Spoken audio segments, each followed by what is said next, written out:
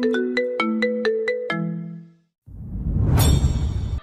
দুনিয়ায় আমার জীবনটা হয়তো কান্না করার জন্যই আল্লাহ তাআলা তৈরি করেছেন। যত প্রকার দুঃখ, কষ্ট আছে তা হয়তো আমার কপালে লিখে রেখেছে। আল্লাহ আমাকে আর কত কষ্ট দিবা? এই কষ্ট যে আমার আর সহ্য হয় না। আমি আর পারছি না। মনে হয় মরে যাই। মা, কেন তুমি আমায় একলা রেখে গেছো? এই নিষ্ঠুর অবহেলার দুনিয়ায় আমায় তোমার কাছে নিয়ে যাও। কেউ তোমার মতো আদর করে না। ঠিকমতো খাইতেও দেয় না। খুব কষ্ট হয় আমার। আপনারা হয়তো ভাবছেন কেন এই দুঃখে ভরা মন থেকে কষ্টের কথাগুলো বলে একা একাই চোখের জল ফেলছি। আরে বলছি, তাহলে শোনেন মন দিয়ে। আমার মা যখন না ফেরার দেশে চলে যায়, তার কিছুদিন পরেই বাবা আর একটা বিয়ে করে দেনমোহর হিসেবে হয়তো অনেক দুঃখ কষ্ট নিয়ে এসেছিল, যা আমার জন্য ভালোবাসা হিসেবে উপহার ছিল। কি মনে করছেন ভালোবাসা ছিল আমার জন্য? না, ছিল না। ছিল শুধু কষ্ট। একদিন আমার খুব জ্বর এসেছিল, কিন্তু খেতে ইচ্ছে করছিল না। এমনকি বিছানা থেকে উঠতেও কষ্ট হচ্ছিল আমার এমনিতেই। সবার সাথে খাওয়ার নসিব হতো না। এমনকি সবার খাবার সাথে আমার খাবারও মিলছিল না। আমার নিত্যদিনের খাবারের রুটিন ছিল সকালে সবার শেষে একটা পোড়া রুটি, সাথে কাঁচা মরিচ ভর্তা। দুপুরে সবার শেষে আধা প্লেট বাসি ভাত, সাথে মরিচ আর লবণ। রাতে ও সকালে একই সিস্টেমের খাবার দিত। আমি চোখ বুজে খেয়ে নিতাম। কি করতাম? নিত্যদিনের কাজ তাই অভ্যাসে পরিণত হয়ে গেছে। বিছানা থেকে ধীরে ধীরে উঠে খাবার ঘরে এলাম। জানি না কপালে কি আছে। খাবার ঘরে এসেই দেখি সবাই খাচ্ছে। তাই মাকে বললাম, মা, আজকে না ওইগুলো খাইতে ইচ্ছে করছে। খুব জ্বর, তাই খেতে ইচ্ছে করছে না ওগুলো। তোমরা খাওয়ার পরে যে খাবারগুলো থাকে সেগুলো একটু দিও আমায়। আমি জ্বরে কাঁপতে কাঁপতে বললাম কথাগুলো। কি রে ফতিনের পোলা, তোর এত সাহস আমাদের খাওয়ার সময় ডিস্টার্ব করে খাওয়ার চাচ্ছিস? মা আমার চুলের মুঠি ধরে বলল, আর সবাই ক্ষেপে আছে আমার উপরে, ছোট্ট বোনটা ছাড়া। মা, তোমার পায়ে পড়ি, কিছু খাইতে দাও। আমি মার পা জড়িয়ে ধরে বললাম, কি, তুই এখান থেকে না গিয়ে আবার কথা বলতেছস? আজকে তোর খাওয়ার বন্ধ। কি গো, এই হারামজাদারে একটু পোলাও মাংস খাইতে দাও। আমি খুব খুশি হয়ে মাকে জড়িয়ে ধরলাম। আর এটাই হয়তো আমার অনেক বড় ভুল ছিল। তুই তোর নোংরা হাতে আমায় ধরছিস? তোকে তো আজকে আমি মেরেই ফেলবো। মা লাথি দিয়ে উপরের কথাগুলো কড়া গলায় বলে, আর ঠিক তখনই আমার মনেতে যে খুশি ছিল তা যেন কালো মেঘের আধারে ঢেকে গেল। এক নিমেষেই কপালে নেমে এলো অন্ধকার। শুরু হলো আব্বুর আদর করে পোলাও খাওয়ানো। মানে আমাকে টেনে আমার ঘরে এনে খাটের পায়ার সাথে বেঁধে প্যান্টের বেল্ট দিয়ে মারা শুরু করলো। প্রথমে একটা বাড়ি দিছে, তখন একটা চিৎকার দিছি। মনে হয় 10 গ্রামের মানুষ জেনে যাইতো। কলিজাটা ছিঁড়ে যাচ্ছে, কিন্তু আমার মুখ টেপ দিয়ে আটকে রেখেছিল। আমি শুধু চোখের জল ফেলছি। মা দেখি অনেক খুশি, মনে হয় টিভি সিরিয়ালে অ্যাওয়ার্ড পাওয়ার থেকেও বেশি খুশি। ছোট বোন রিয়া কান্না করছে। মারতে মারতে একসময় অজ্ঞান হয়ে পড়ি। পরে কিছু মনে নেই। এই অবস্থাতেই উপরের কথাগুলো বলছিলাম। এখন পরিচয় পর্বটা সেরে করেই ফেলি। অনেক তো বকবক করলাম। আমার পরিবারে আছে আব্বু, সৎ মা, কিন্তু আমি আপন মাই মনে করি। তাই হয়তো বেশি কষ্ট পাই। বড় ভাই হৃদয়, আর আমি এক হতভাগা রাসেল। ছোট বোন রিয়া, এটাই পরিচয়। আপনি আবার মনে করতেছেন বড় ভাই আসলো কি করে, তাই তো? তাহলে শোনেন, এই সৎ ভাই ছিল বড় ভাই, আর আমি একই ক্লাসে পড়ি। ভাইয়ের মেধা খুব ভালো না, আমার সাথে পেরে ওঠে না। এই জন্যই মা আমাকে আরও দেখতে পারে না। এইচএসসি পরীক্ষা দিছি, কিছুদিন পরে রেজাল্ট হবে। পরের দিন সকালে যখন আমার জ্ঞান ফিরল, তখন দেখলাম ছোট বোন রিয়া আমার মাথায় হাত বোলাচ্ছে আর ফুপিয়ে ফুপিয়ে কান্না করছে। আমি তখন ওকে খুব শক্ত করে বুকে জড়িয়ে নিলাম। তুই আমার জন্য কান্না করছিস কেন? আর তুই কেন এইখানে এসেছিস? যদি মা বাবা দেখে ফেলে তাহলে তোকে অনেক বকা দেবে, আর আমাকেও মায়ের দেবে। ভাইয়া, তোমার খুব কষ্ট হয় তাই না? এই দেখো, আমি তোমার জন্য কি নিয়ে এসেছি। এ কি, তুই আমার জন্য এই খাবার কি করে আনলে? নিশ্চয়ই তুই না খেয়ে আমার জন্য আনছস। আমি তোমার জন্য আমার ভাগের খাবার লুকিয়ে নিয়ে এসেছি। আমি তোমাকে খাইয়ে দিই ভাইয়া। কি, তুই এখনো না খেয়ে আসুস? এমনটা কেন করস? বারে, তুমি আজ 2 দিন ধরে না খেয়ে আছো, আর আমি তো মাত্র সকালে খাইনি শুধু। রিয়া চোখ মুছতে মুছতে বলল, এই জন্য তো তুই আমার খুব আদরের বাবুই পাখি। আমি রিয়াকে বুকে জড়িয়ে নিলাম আর বললাম কথাটা। হয়েছে, এখন আমি খাইয়ে দিই কেমন? ও, তোকেও আমি খাইয়ে দেবো? কি মজা! আমি একটু কষ্টের মধ্যেই হাসি দিয়ে বললাম, হয়েছে, এবার তো হাঁ করো, আমি তোমাকে খাইয়ে দিই। আম্মু যখন তখন আসতে পারে। আমার মুখে যখনই খাবারটা দিতে যাবে ঠিক তখনই মা এসে চিলের মতো সো মেরে খাবারটা ফেলে দিল আর রিয়ার হাত থেকে খাবার প্লেট নিয়ে নিল। আব্বু এসেই রিয়াকে একটা চট দিয়ে বাইরে নিয়ে গেল। তখন বোনটা খুব কান্না করছিল অনেক, যেটা দেখে আমার কলিজাটা ফেটে যাচ্ছিল। কি রে সতীনের পোলা, বাড়ির কাজ কি তোর মা এসে করিয়া দিয়ে যাবে নাকি? নিজের অজান্তেই চোখ দিয়ে 2 ফোঁটা পানি গড়িয়ে পড়লো। কি করব বলুন, কান্না করতে করতে চোখের যেন পানিও শেষ হয়ে গেছে। খুব ভালো মন্দ খাওয়া হয়েছে তাই না? তোর খাওয়া আমি ছুটাচ্ছি। আমি শুধু কান্না করতেছি, মুখ দিয়ে কোনো কথাই বের হচ্ছে না। তুই আমার মেয়েকে চুরি করা শিখাতেছস, তোরে তো আজ মেরে ফেলবো। আমি শুধু চোখের জল ফেলছি, সবকিছু শুনতেছি। আপনারা হয়তো মনে করছেন তারা প্রশ্ন করছে, আমি উত্তর দেই না কেন। আসলে উত্তর দেওয়ার ক্ষমতা আমার নেই, কারণ আমার মুখে টেপ লাগিয়ে দিয়েছে যেন চিৎকার করতে না পারি।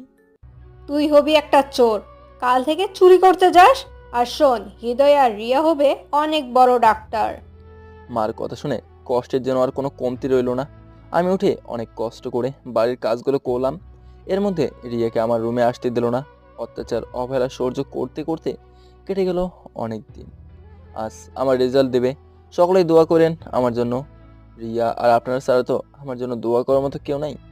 কিন্তু টেনশন হচ্ছে রেজাল্ট শুনবো কী করে, কারণ আজকে আমি বাইরে বা স্কুলে কোথাও যেতে পারবো না, কারণ হৃদয় ভাইয়া গোল্ডেন A+ পাইবো। তার জন্য বাসায় পার্টির আয়োজন করা হয়েছে। আমায় অনেক কাজ করতে হবে। কথা বলতে বলতে বিকেল হয়ে আসলো। আমি আব্বুকে গিয়ে বললাম, আমার রেজাল্টটা কি একটু দেখে আসবেন? চুপ কর, আমি মরি আমার জ্বালাই, আর আইসে রেজাল্ট দেখতে বলার জন্য। আমি কিছুই বলি না, কারণ বললেই মারতে একটুও সময় নেবে না। পরে শুনলাম হৃদয় ভাইয়া নাকি রেজাল্ট অনেকটাই খারাপ করছে। কি করছে সেটা কিন্তু বলবো না আপনাদের, বললে আব্বু আম্মু শরম পাইব। আমি রাতে খাবার আনতে গেছি, তখন দেখলাম কাজের লোক করিম চাচা এসে কি যেন বলবে মনে হচ্ছে। বড় সাহেব, রাসেলকে একটা খবর দিতে চাই, যদি আপনি অনুমতি দিতেন তো। করিম চাচা কাজের লোক, আমি কাকা বলে ডাকি।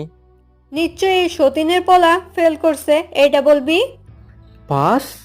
আর এই ছোট লোক? এর দ্বারা এটা কখনোই সম্ভব না। কেননা পেঁপে কাঠ দিয়ে যেমন ফার্নিচার হয় না, তেমনি ওকে দিয়ে লেখাপড়াও হবে না। না বাবা, ঠিক আমি এটা বলতে চাইনি, অন্য একটা কথা বলতে চাই। ওই তুই তাড়াতাড়ি বলে বিদায় হো এখান থেকে। বাবা রাসেল, তুমি নাকি পরীক্ষায় আমাদের জেলার মধ্যে প্রথম হয়েছ। আমাকে তো স্যার চিনে, তাই বাজার থেকে আসার সময় স্যার কইল গোল্ডেন A+ পাইছো। আমি তো সেই খুশি, কিন্তু সবাই কেমন জানি করছে। আমি ভালো রেজাল্ট করছি ভাবতে পারছে না। সবাই ভালো রেজাল্ট করলে মিষ্টি খাওয়ায়, আর আমার কপালে আজকে খাবারও জুটলো না। রুমে এসে খুব কান্না করলাম। মা, দেখছো তোমার এই অভাগা আজ জেলার ভিতরে প্রথম হয়েছে, কিন্তু কেউ খুশি না। মা, তুমি দোয়া করো আমি যেন অনেক বড় হতে পারি এইদিকে। তুমি আর ওর পড়ার খরচ দিতে পারবা না। সতীনের ছেলের সাহস কত বড়, আমার ছেলের থেকে বেশি ভালো রেজাল্ট করে। ঠিক আছে, ওর পড়ালেখা এখন থেকে বন্ধ। ও কাজ করে খেতে পারলে খাবে, না পারলে নাই। এই তো আমার লক্ষ্মী স্বামী, এই জন্য তোমাকে আমার এত ভালো লাগে। এইভাবে কেটে গেল অনেকগুলো দিন। ভর্তির সময় হয়ে আসলো, রাতে খাবারের জন্য গেলাম। হৃদয়, কাল তুই ওই কলেজে ভর্তি হয়ে আসিস, আমি সব ব্যবস্থা করে রেখেছি। আচ্ছা আব্বু, ঠিক আছে। আব্বু, আমার জন্য তো কোনো আবেদন করো নাই, তাহলে আমি কোন কলেজে ভর্তি হবো? তোর আর পড়তে হবে না, তোর খরচ আমি দিতে পারবো না। তুই বাড়ির সব কাজ করবি, আর হৃদয় ডাক্তার হলে তোকে না হয় ওর কম্পাউন্ডার বানিয়ে নেবে। আমি কি তোমার সন্তান না? আমার জন্য কি তোমার কোনো দায়িত্ব নাই বলো? না, নাই। আব্বু, আমি পড়তে চাই, আমি সব কাজ করব, তাও একটা কলেজে ভর্তি করে দাও, আর আমার বৃত্তির টাকা দিয়েই পড়ার খরচ চলবে। আচ্ছা ঠিক আছে, যা দেখছি কি করা যায়। তবে বাড়ির কাজ না করে কিন্তু হবে না। না, আমি বাড়ির সব কাজ করেই পড়ালেখা করব। সতীনের পোলা বুঝবা মজা পড়ে। তোর পড়ার স্বাদ আমি কিভাবে বের করি, শুধু অপেক্ষা কর সুন্দর একটা সময়ের জন্য। এইভাবে কষ্টের মধ্যে দিয়েই কেটে গেল কিছুদিন। বাবা আমাকে একটা কলেজে ভর্তি করাই দিয়েছে, আর অনেক কষ্টের মাঝে দিয়েই অতিবাহিত করলাম কলেজের প্রথম বর্ষ। একদিন সকালে যা হলো আমার সাথে তা কোনো দিন কল্পনাও করিনি, কেননা সেটা দেখেই আমার তো হাত পা কাঁপতে শুরু করলো। কি হয়েছিল চলেন শুনে আসি। সকালে বাড়ির সকল কাজ করে কলেজের উদ্দেশ্যে বের হয়ে যখন রুম থেকে বাইরে আসি, ঠাস ঠাস করে কয়েকটা থাপ্পড় বসিয়ে দিল আমার গালে হৃদয় ভাইয়া। ভাইয়া, তুমি এরকম নিষ্ঠুরভাবে আমার ছোট ভাইয়াকে মারলে কেন? তুই চুপ থাক। আজকে আমার কয়েকজন বন্ধু আসবে বাড়িতে, তুই কাজ না করে কোথায় যাচ্ছিস? হ্যাঁ, ভাইয়া আজকে না আমার খুব ইম্পর্টেন্ট ক্লাস আছে, তাই যাচ্ছি। আর আমি তো জানি না বাড়িতে তোমার বন্ধুরা আসবে। হয়েছে, নাকা কান্না বাদ দিয়ে কাজে লেগে পড়, না হলে এই ভিটামিন আরও পাবি তুই। ভাইয়া প্লিজ আজকে কলেজে যাই, একটু পরেই চলে আসবো। এই কথা বলার সঙ্গে সঙ্গে কোথা থেকে মা এসে ঠাস ঠাস করে দিল বসিয়ে আমার এই নরম শরীর শক্ত গালে। তোর এত বড় সাহস, আমার ছেলের মুখে মুখে কথা বলিস? এই বাড়িতে থাকতে হলে আমাদের কথাই চলতে হবে। আরও মারো, মারতে মারতে আমাকে মেরে ফেলো। আমারও তো ইচ্ছে হয় হৃদয় ভাইয়া আর রিয়ার মতো তোমার আর বাবার ভালোবাসা পেতে। আমি মার হাত ধরে কান্না করে বললাম, রিয়ার বাবা, দেখছো সতীনের পোলা আমার ছেলে মেয়ের দিকে কিভাবে কুনজর দিচ্ছে? কেন শুধু আমার সাথে এরকম করো? আমি কি তোমার সন্তান না? আমার প্রতি তোমার কি কোনো দায়িত্ব নাই? আমারও তো ইচ্ছে হয় আব্বু তোমার আদর পেতে, আম্মুর কোলে মাথা রেখে ঘুমাতে, মায়ের মমতাময়ী ভালোবাসায় গ্যাস সুন্দর হাতে খানা খেতে। আমি আব্বুকে বললাম, হারামজাদা, তুই আমাদের মুখে মুখে কথা বলিস? খুব শখ না তোর আদর পাওয়ার? দাঁড়া দিচ্ছি, তোকে মন ভরে আদর দিচ্ছি। ঠাস ঠাস করে বাজিয়ে দিল কানের নিচে। ওই দিন আর কলেজে যাওয়া হলো না। সারাদিন না খেয়ে কাজ করলাম। মা আমার সব কাজ করা শেষ, আমি গোসল করতে গেলাম। আমি মাকে বললাম কথাটা। না, তুই হৃদয়ের বন্ধু আসলে সব খাবার সার্ভ করবি, তারপরেই গোসল করবি, তার আগে না। মা আমি তো সেই কালকে রাতে খাইছি, তাইলে এখন কিছু খাইতে দাও। ক্ষুধার জ্বালায় যে আমি আর চলতে পারছি না। না, এখন তুই কিচ্ছুই খাইতে পারবি না, কেননা তোর খাবার এখনো নেই। সবাই খেয়ে যে এঠো করবে সেগুলোই তুই খাবি। তাও আজকে ভালো মন্দ খেতে দিব তোকে। আচ্ছা ঠিক আছে, মুখটা মলিন করে বললাম। সবাই চলে আসলো। কেমন আছিস তোরা সবাই? ভালো আছি, সবাই একসাথে বললো। আর ভাইয়া আমাকে উদ্দেশ্য করে বলল, ওই রাসেল, সবাইকে খাইয়ে দিতে হবে, তুই সব পরিবেশন কর। আচ্ছা আমি এখনই সব করে দিচ্ছি। এই করিম চাচা তুমি সব রেডি করো। আচ্ছা বাবা, তুমি আসো, আমি সব করছি। এদিকে ভাইয়া তার বন্ধু বান্ধবীদের বাবা মায়ের সাথে পরিচয় করে দিচ্ছে। মা, বাবা, এরা হচ্ছে আমার বন্ধু বান্ধবী, হালিম, শিখা, প্রভা, তুষার, রিফাত, মেধা, নিলয়। আর তোরা শোন, এনারা হচ্ছে আমার বাবা মা। হ্যালো আন্টি, আঙ্কেল কেমন আছেন? আমরা ভালোই আছি, তোমরা সবাই কেমন আছো? আর আসতে কোনো প্রবলেম হয়নি তো? ভালো আছি, আর কোনো সমস্যা হয়নি। তখনই আমি তাদের সামনে আসি, আর আমাকে দেখেই ভাইয়ার এক বন্ধু বলে, এই হৃদয়, এরা দুজনে কারা? এদের সাথে তো কোনো পরিচয় করিয়ে দিলি না। ও হ্যাঁ, এটা তো আমার মনেই নেই। আচ্ছা শোন, এ হচ্ছে রাসেল, আমার বাড়ির কাজের লোক, আর ও আমার একমাত্র আদরের বোন রিয়া। ভাইয়া আমাকে উদ্দেশ্য করে বলল। আমি ভাইয়ার বলা কথাটা শুনেই কান্নার ধরে রাখতে পারছিলাম না। কিভাবে নিজের ভাইকে কাজের লোক বলল? আরে ওর তো বাবা মা নাই, এতিম, তাই আমার আব্বু আম্মু ওকে এই বাড়িতে কাজে রেখেছে। বাবা মা কোনো রিয়াক্ট করলো না। আমি সেখানে আর না থেকে চলে আসলাম। খুব কষ্ট হচ্ছিল আমার। এদিকে খাওয়ার সময় ওরা বলতেছে, এই খাবারগুলো কিন্তু হেভি টেস্ট। কে রান্না করেছে? নাকি হোটেল থেকে নিয়ে আইসোস? আরে আরে কি যে বলোস না দোস্ত, কাজের লোক আছে, ওই রাসেল রান্না করছে। রিয়া কিছু বলছে না, ওর চোখের কোণে জল জমে আছে। কেননা ও জানে এখন কিছু বললেই পরে আমায় অনেক মারবে। ওহ, আমাদের বাড়ির অনুষ্ঠান হলে ওকে ভাড়া করে নিয়ে যাব। ওদের কথার মাঝে হঠাৎ ঠাস ঠাস করে কয়েকটা চর পড়লো। কি মনে করছেন আমার এই গালটা থাকতে আর কাল গালে পড়বে? আরে এগুলো আমার গালেই পড়লো। ইডিয়েট, ঠিক মতো কাজও করতে পারে না, আইসে কাজ করতে। জানিস এই ড্রেসটার দাম কত? আমি এখন কি আর বলবো, নিজের বাড়িতে এইসব শুনতে হয়। সবাই রাগ দেখিয়ে চলে গেল। আসলে সবার পেট ভরে গেছে, তাই এমনিতেই চলে যাবে। কিন্তু আমার কপালে তো মাইল লেখা আছে, তাই এই সিনক্রেট করেই চলে গেল। মা দেখেছো, আজকে আমি ওর কারণে বন্ধুদের কাছে কতটা অপমানিত হলাম। যার মান সম্মান নাই নিজের ভাইকে কাজের লোক বানায়, মা বাবা থাকতে এতিম বানিয়ে দেয়, তাই আর আবার মান সম্মান কোথা থেকে আসলো? বলার সাথে সাথেই মা এসে আমার গালে থাপ্পড় লাগিয়ে দেয়। তোর এত বড় সাহস, আমার ছেলেকে সম্মানহীন বলস? ছোট লোকের বাচ্চা, অসম্মান ঠিকই আছে, তোর কোনো সম্মান নেই। কোনো কিছুই আর বললাম না। জানি বললেই কষ্ট আমারই হবে। এই কথা বলতেও অনেক কষ্ট হচ্ছে, কেননা এতগুলো চর হজম করা কি কম কথা নাকি? ঠোঁট কেটে রক্ত বের হচ্ছে। সেই কাল রাতে খাইছি, আমাকে কিছু খাইতে দাও। এই নে ধর, আর গিলার মধ্যে ভর। একটুও শান্তি দিস না, সারাক্ষণ শুধু খাই আর খাই। এইগুলো তো পচা ভাত, কত ভালো খাবার পড়ে আছে, ওইগুলো একটু দাও না মা। কতদিন হলো ভালো কিছু খায় না। যা, বাবা এই কথাটা বলার সাথে সাথেই সব খাবার নিয়ে গেল, মানে কিছুই আর জুটলো না এই অভাগার কপালে। না খেয়ে ঘুমিয়ে পড়মু এমন সময়। ভাইয়া দরজা খোলো। তুই এত রাতে এখানে? মা জানতে পারলে কি হবে বুঝতে পারছিস? কিছু হবে না, এই নাও হা করো, আমার লক্ষ্মী ভাইয়া। রিয়া আমার মুখে খাবার তোলে, আমিও রিয়াকে খাইয়ে দিলাম। দুই ভাই বোন খুব ভালোবাসার সাথে পেট পুড়ে খেলাম। কত বছর পর এমন খাবার খেলাম তা মনেই নেই। এদিকে বাবা আমার রুমের পাশে দাঁড়িয়ে লুকিয়ে আমাদের ভাই বোনের ভালোবাসা দেখছিল, আর মনে মনে বলছিল, আমারও তোকে বুকে ধরে কান্না করতে ইচ্ছা করে, কিন্তু পারি না রে একটা কারণে। আমি যে বাধা পড়ে আছি, আমায় ক্ষমা করে দিস বাবা। কি কারণ সেটা পরে জানতে পারবেন। তারপর রিয়া চলে গেল, আমিও ঘুমিয়ে পড়লাম। আমি এখন ঘুমাইছি, তাই আর কিছু কমো না। ঘুম থেকে উঠে বাকি গল্প না হয় বলবো। এখন ঘুম ভাঙার জন্য অপেক্ষা করেন। সকালে ঘুম ভেঙে গেল আজানের মিষ্টি ধ্বনিতে। তখন উঠে নামাজ পড়ে নিলাম। পরে একটু হেঁটে এসে বাসার কাজগুলো করে ফেললাম। এভাবেই কাজ, অত্যাচার, অবহেলা ইত্যাদির মধ্যে দিয়েই আমার দিনগুলো অতিবাহিত হচ্ছে। দেখতে দেখতে আমার এইচএসসি পরীক্ষা শেষ হয়ে যায়। হৃদয়, কাল থেকে তুই মেডিকেলে ভর্তির জন্য কোচিংয়ে করতে যাবি। ঠিক আছে আমার মিষ্টি মামুনি, আমি যাব। তোমার কথাকে আমি ফেলতে পারি বলো? আর রিয়ার আব্বু, শোনো, এই সতীনের ছেলেকে পড়ার জন্য আর 1 টাকাও দিতে পারবো না। তুমি কেন ওকে এত অবহেলা করো? ও তো বাড়ির সব কাজ করে, কত কষ্ট করে নিজের টাকা দিয়ে পড়াশোনা চালিয়ে যাচ্ছে। কি ব্যাপার, আজকে তুমি ওর হয়ে এত নীতি কথা বলছো যে?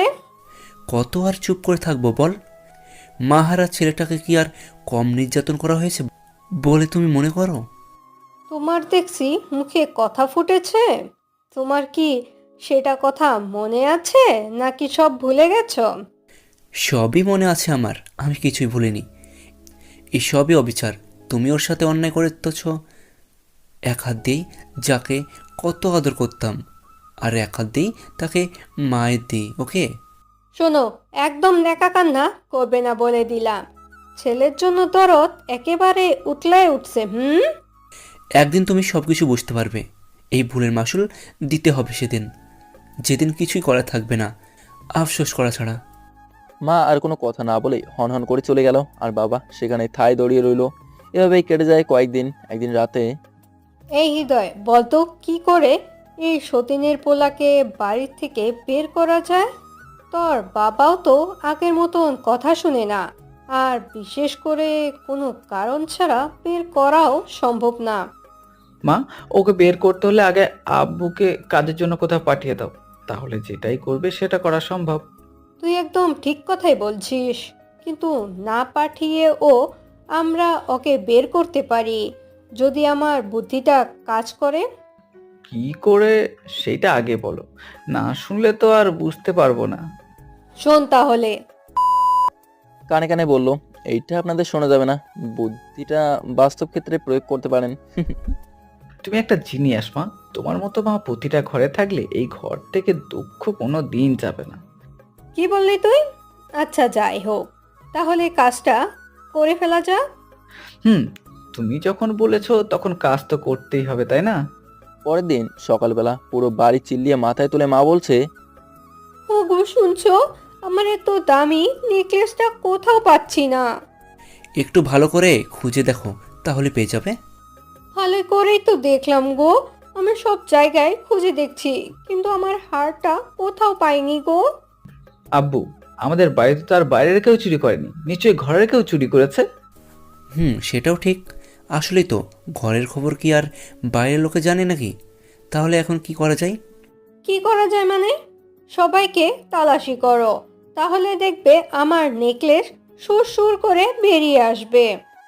তারপর একে একে সবার রুম, এমনকি তাদেরও সার্চ করা হলো, কিন্তু কোথাও কিছু পাওয়া গেল না দেখে আব্বু বলে ওঠে, কোথাও তো পেলাম না, এখন কি করা চাই? আব্বু, রাসেলকে তো চুরি করতে বলেছিলাম, তাই হয়তো ওই চুরি করেছে। তারপরে ওকে কিন্তু সার্চ করা হয়নি। ঠিক কথা। হৃদয় তো মিথ্যা বলেনি। কি আবল তোর বলছো এগুলা? ও কেন চুরি করতে যাবে? আব্বু, এত কথা বলার কি দরকার? ওর রুম সার্চ করলেই বুঝতে পারা যাবে কোনটা চাল আর কোনটা পানি। তোমরা কী সব বলছো? আমি চুরি করি নাই। আমার এইসব দিয়ে কি হবে? সর তুই এখান থেকে, আগে ভালো করে তল্লাশি করতে দে। তারপর আমাকে সার্চ করলো, কিছুই পেলো না। রুম চেক করলো, কিন্তু কিছুই পেলো না। বলেছিলাম না ও কেন চুরি করবে। এখন বিশ্বাস হলো তো তোমাদের? এই দেখো আব্বু, পাওয়া গেছে। তাই তো বলি, এটা যাবে কোথায়? হঠাৎ আমার বিছানার নিচ থেকে বের হলো, যেটা আমি বিশ্বাস করতেই পারছি না। কি এবার বিশ্বাস হলো তো যে তুমি একটা চোরকে ভাত দিয়ে পালতেছিলা? না, আমার ভাইয়া এটা কিছুতেই করতে পারে না। তুই চুপ থাক। আইসে ভাইয়া ভাইয়া বলনেওয়ালা। বাবা এসেই আমার গালে ঠাস ঠাস করে কয়েকটা থাপ্পড় লাগিয়ে বলতে থাকে, তুই এমন একটা জঘন্য কাজ করবি সেটা আমি কখনো ভাবিনি। তুমি বিশ্বাস করো, আমি এই কাজ করি নাই। এটা কি করে আসলো আমি জানি না। আমি আব্বুর পা ধরে বললাম। আব্বু আমাকে মারতে থাকে। এভাবে মারলে হবে না বাবা, ওই তো একটা চোর, তাই চোর কিভাবে মারতে হয় আমি ভালো করে জানি। ভাইয়া বলতে বলতে প্যান্ট থেকে বেল্ট খুলে মায়ের শুরু করলো। মারার সময় আমি চিৎকার করি, তাই আমার মুখ কাপড় দিয়ে বেরিয়ে দেয়। এদিকে রিয়া খুব কান্না করতেছে, বাবার চোখেও পানি দেখা যাচ্ছে। মারতে মারতে আমি অজ্ঞান হয়ে পড়ি, তখন মারা বাদ দেয়। তারপর কি হয়েছে আমার মনে নেই। রাত 3টার সময় যখন জ্ঞান ফিরলো, তখন মনে মনে স্থির করলাম এই বাড়িতে আর থাকবো না, যেখানে ছোট বোন ছাড়া কেউ দেখতে পারে না, মায়ের ছাড়া কপালে কিছুই জোটে না, নিজের জন্মদাতা পিতাও চোর বলে অপবাদ দেয়, সেখানে আর কিছুতেই থাকবো না। আব্বু, ভাইয়া, মা তিনজনের জন্য 3টা চিঠি লিখে টেবিলের উপরে রেখে দিলাম। আমার তো কিছুই নেই, তাই পুরাতন কিছু কাপড় চোপড় আর অনেক কষ্টে কিছু টাকা জমিয়েছিলাম, তাই নিয়ে বেরিয়ে পড়লাম অজানা গন্তব্যের উদ্দেশ্যে। পথ দিয়ে হাঁটতেছি, আর কিছুক্ষণ আগে ঘটে যাওয়ার সব কথাগুলো চিন্তা করতেছি। কি করে পারলো সবাই আমার সাথে এমন করতে? আমাকে এমনি বললেই বাড়ি থেকে চলে যেতাম, চোরের অপবাদ দেওয়ার কি দরকার ছিল? মনে মনে ভাবছি আর কান্না করতেছি। হাঁটতে হাঁটতে বাস স্ট্যান্ডে চলে আসলাম। পকেটে তো বেশি টাকা নেই, তাই ছাদে উঠে পড়লাম। বাস চলছে তার আপন গতিতে, আর আমি হারিয়ে ফেলছি আমার এই শহর এর মায়ার জড়ানো সব স্মৃতি। এইসব কথা ভাবতে ভাবতে কখন যে ঘুমিয়ে পড়েছি তা খেয়ালই নেই। হঠাৎ হেল্পার মামার ডাকে ঘুম ভেঙে গেল। তার থেকে শুনতে পারলাম এটি যানজট আর ব্যস্ততায় ভরা শহর ঢাকা। নেমে হাঁটতে শুরু করলাম। কোথায় যাব, কি করব, কিছুই মাথায় আসছে না। হঠাৎ সামনে তাকাতেই চোখে পড়লো বড় একটা সাইনবোর্ড। তাতে সুন্দর করে লেখা আছে এখানে লোক নেওয়া হবে, যারা চাকরি করতে ইচ্ছুক তারা যোগাযোগ করুন। কিন্তু আমার না কপালটাই খারাপ, যার পিতা মাতা সাথে না দেয়, তাহলে কপাল কি করে সাথ দেবে? তাও আবার অপরিচিত এই ব্যস্ত শহরে। জ্ঞানী লোকেরা ঠিকই বলেছেন, অবাগা যেদিকেই তাকায় সেদিকেই ফুরিয়ে যায়। আমার বেলাও তার ব্যতিক্রম হলো না। তাহলে চলেন শুনে আসি কি হয়েছিল। আমি সাইনবোর্ডটা দেখার পরে সেখানে গেলাম, কিন্তু আমি তো কিছুই জানি না, কাকে জিজ্ঞেস করব। এই তো পাইছি, দারোয়ানকেই বলে দেখি যদি কিছু পাই। এই যে দারোয়ান ভাই, সাইনবোর্ডে দেখলাম এখানে নাকি লোক নেবে। ওইখানে কি শুধু লোক নিবে দেখছেন? কয় তারিখ পর্যন্ত নিবে সেটা দেখেন নাই? যত সব ঝামেলা, কোথা থেকে যে সব পাগল ছাগল লোক আসে বুঝি না। যান এখান থেকে। আজব, ঢাকা শহরের সব চরিত্রের লোকজন, তাদের বোঝা বড়ই দায়। একটা কথা জিজ্ঞেস করতেই পুরো মহাভারত শুনিয়ে দিল। কি করব, চলে আসলাম। হাঁটতে হাঁটতে পা ব্যথা হয়ে গেছে, ক্ষুধাও লেগেছে, কিন্তু কি করব বলুন, পকেটে একটা টাকাও নাই। অনেক জায়গায় কাজ খুঁজলাম, পেলাম না। কথায় আছে না, আল্লাহ যাকে দেয় সব ঝেড়েই দেয়। কথাটা কিন্তু সত্যি, আমার জন্য সেটা কষ্ট হয়ে এসেছে। কি আর করা, রাত অনেক হয়েছে, ক্ষুধার জ্বালায় পথ চলতে পারছি না। এই যে দাদা, একটা রুটি দেন না, খুব ক্ষুধা পেয়েছে। যত সব ভিক্ষুক কি সব আমার কপালেই আছে নাকি? যা এখান থেকে, দিতে পারবো না, শালা ভিক্ষুকের বাচ্চা। দেখুন আমি অনেক ক্ষুধার্ত, তাই একটু খাবার দিন, কাজ খুঁজেও পাচ্ছি না। গেলি নাকি? দোকান থেকে বাইরে আসমু। কি আর করার, পেটের ক্ষুধা নিবারণের জন্য মানুষের দাঁড়ে দাঁড়ে হাত পাতলাম কোনো কাজ না পেয়ে। কিন্তু জানেন কি, কেউ খেতে না দিলেও সেই বড় একটা উপাধি দিল, ভিক্ষুক। যেখানে সবচেয়ে নিম্নমানের কাজ হলো চেয়ে খাওয়া। কেউ খারাপ কথা বলবেন না, আরে গল্প, বাস্তব না। চলতে চলতে সামনে একটা ওটার ট্যাঙ্ক পেলাম, সেখানে হাত মুখ ধুয়ে ভাতের পরিবর্তে পানি দিয়েই ডিনার করলাম। একটা গাছের নিচে কাটিয়ে দিলাম রাতটা। সকালে আজানের শব্দে ঘুম ভেঙে গেল। উঠে নামাজ পড়ে এসে রাস্তা দিয়ে আবার অজানা গন্তব্যের দিকে চলতে লাগলাম। এখনও তেমন লোকজন দেখা যাচ্ছে না। দেখতে দেখতে লোকজনের ভিড় শুরু হয়ে গেল। এদিকে আমার ক্ষুধাও বেড়ে গেল। আজ 2 দিন যাবৎ কিছু খাই না। হঠাৎ কারো কথা শুনতে পেলাম, এখন এই কারেন্টের আবার কি হলো? এখন ইলেকট্রিশিয়ান পাবো কোথায়? এমন সময় এমন একটা হয় বুঝি না। আমি তার কাছে এগিয়ে গেলাম। আসসালামু আলাইকুম চাচা, কি হয়েছে, এমন চিৎকার করছেন কেন? আর বলো না বাবা, বাড়িতে কারেন্টের কি যেন হয়েছে। এত সকাল ইলেকট্রিশিয়ান পাবো কোথায়, তার জন্য এমন। আচ্ছা চাচা, আমি যদি আপনার সমস্যা ঠিক করে দেই তাহলে কি কোনো সমস্যা আছে আপনার? তুমি কি এই কাজ পারো? যদি পারো চলো, এই টাকাগুলো তোমাকে দিমনে। এমনিতে কারেন্ট জিনিসটা কাউকে মানে না। কিন্তু চাচা, আমার কাছে তো কোনো যন্ত্রপাতি নেই, তাহলে আমি কাজ করব কিভাবে? কোনো ব্যাপার না, আমার বাড়িতে আছে, সেগুলো দিয়েই হয়ে যাবে। কেননা আমি কিছু কিছু জিনিস কিনে রেখেছি, যেন দরকার হলে অন্য কারোর কাছে দৌড়াতে না হয়। তারপর চাচার সাথে তার বাড়িতে এলাম। চাচা আমাকে সব কিছু যন্ত্রপাতি দিল। আমি লাইন চেক করে দেখলাম তেমন কোনো প্রবলেম না, আবার অনেক বড় প্রবলেম। যারা জানে তাদের কাছে না, কিন্তু যারা জানে না তাদের কাছে। নেগেটিভ পজিটিভ দুই তারাই কারেন্ট। তাহলে সমস্যা না বলেন? যেহেতু কারেন্টের কাজ খুব ভালোই পারি, তাই বেশি সময় নষ্ট হলো না। লাইন চেক দিয়েই বুঝে গেলাম কোথায় কী হয়েছে। দেখলাম মেন লাইনের ওইখানেই নেগেটিভ তার সংযোগ বিচ্ছিন্ন আছে। চুটকি মেরেই কাজ ঠিক করে দিলাম। বলে রাখা ভালো, দুই তারে তখনই কারেন্ট হয় যখন নেগেটিভ তারের সংযোগ বিচ্ছিন্ন থাকে, বা তারের ইনসুলেশন ভেতর থেকে কোনো কারণে একটু গোনা যদি বাইরে খোলা অবস্থায় থাকে। বললাম দেখে আপনারা আবার খারাপ মনে করেন না। আরে বাহ, তোমার হাতে তো জাদু আছে, কেউ এত সহজেই কাজ সেরে করতে পারে? না চাচা, এমন না। আসলে যারাই প্রকৃত ইলেকট্রিশিয়ান তাদের কোনো কাজ বুঝতে বেশি সময় লাগে না। আর এমন করে বলে লজ্জা দেবেন না। হুম, সেটা ঠিক বলছো। আসলে যেটাই যার কাজ, কেননা কামারের কাজ তো আর কুমারকে দিয়ে হবে না। আচ্ছা যাই হোক, এই নাও তোমার পাওনা টাকা। এত টাকা দিলেন এই সামান্য কাজের জন্য? তোমার পরিশ্রমের একটু দাম দিচ্ছি মাত্র। এটা কাজের জন্য কিছুই না। আর হ্যাঁ, এখন খেয়ে তারপর যাবা। না চাচা, টাকা দিলেন আবার খাইতে দেবেন, এটা কখনো হয়? মানুষ এমনিতেই ফ্রিতে কাজ করায়নি যে ভালোবাসে, এটা কিন্তু বাস্তব। তারপর চাচা চাচি জোড়াজুড়িতে 2 দিনের উপোস ভেঙে ফুরফুরা মন নিয়ে আবার চলে আসলাম। ঘুরে ঘুরে কোথাও কাজ পেলাম না। কিছু কিনে নিলাম রাতের খাওয়ার জন্য। রাতে খেয়ে একটা গাছের নিচে শুয়ে ঘুমিয়ে আসি। কিন্তু মাঝরাতে হঠাৎ কোথা থেকে যেন খুব জোরে চিল্লাচিল্লির শব্দ ভেসে আসছে আমার কানে, যার কারণে আমার এত কষ্টের ঘুমের 13টা বেজে গেল। এদিক ওদিক তাকিয়ে দেখলাম, কিন্তু কিছুই দেখতে পেলাম না। তখন মনে হলো আমি যেন একটু ভয় পেলাম, কারণ রাতে কোনো গাছের নিচে একা একা থাকলে নাকি ভূত মামা এসে মেরে ভাগ্নে বানিয়ে দেয়। কিন্তু আর একটা শব্দ এসে আমার ভয়ের মাঝে বাম হাত ঢুকিয়ে ভয়টা যেন আরও 1 কেজি বাড়িয়ে দিল। শব্দটা ছিল, বাঁচাও বাঁচাও, কেউ আসো, এনিবডি হেল্প মি প্লিজ। কিন্তু আমি খুঁজতে থাকি, এটা ভেবে যে শালার ভূতও কি মানুষের কাছে সাহায্য চায় নাকি। দূর, কী সব ভাবছি। আগে এই শব্দের উৎপত্তি কোথা থেকে ভেসে আসছে সেটা খুঁজে দেখি। খুঁজতে খুঁজতে অবশেষে পেয়েই গেলাম। সামনে তাকাতে দেখি একটা মধ্যবয়স্ক লোককে 4-5 জন লোক আটকে ধরে রেখেছে। সেখান থেকে এই আওয়াজটা আসছে। কিন্তু আমি কি বা এই লোকটির জন্য করতে পারি? আমি তো অচেতার সহিত একটি ছেলে, তাই ভাবলাম একজন বিপদদারী লোককে রক্ষা করা আমার কর্তব্য। তামিল হিরো আল্লু অর্জুন স্যারের মতো আমিও লোকটার কাছে গেলাম, সে অ্যাকশন মুড নিয়ে। এই শালা, তুই কে রে? তোর কি জানের মায়া নাই? তুই এখানে মরতে আইছস? স্যার, আমি তো এইখান দিয়ে যাচ্ছিলাম, আপনাদের দেখে চলে এলাম। তা মামারা এই লোকটাকে কেন ধরে রেখেছেন? বাবা, তুমি আমাকে বাঁচাও, নইলে ওরা আমার 50 লাখ টাকা নিয়ে আমাকে মেরে ফেলবে। अरे सर, डरने की कोई बात नहीं है, मैं हूं ना आपका रक्षा करने के लिए। কিন্তু টাকার কথা শুনে তো অজ্ঞান হবার মতো অবস্থা। এত টাকা, বাবারে বাবা। না হেসে আর পারলাম না। তুই বাঁচে কে? তু হামকো কমেডিয়ান সমঝা হ্যায় ক্যা? ওই তোরা মার এই শালারে। আমার মাঝে তখন মনে হলো বাহুবলী ছবির হিরো প্রভাস স্যারের শক্তি আইছে। প্রথম জনকে দিলাম এক লাথি, গিয়ে পড়লো অনেক দূরে। আরেকজনকে দিলাম একটা, মারার পরেও দেখি আর একটা আমার দিকে তেড়ে আসছে।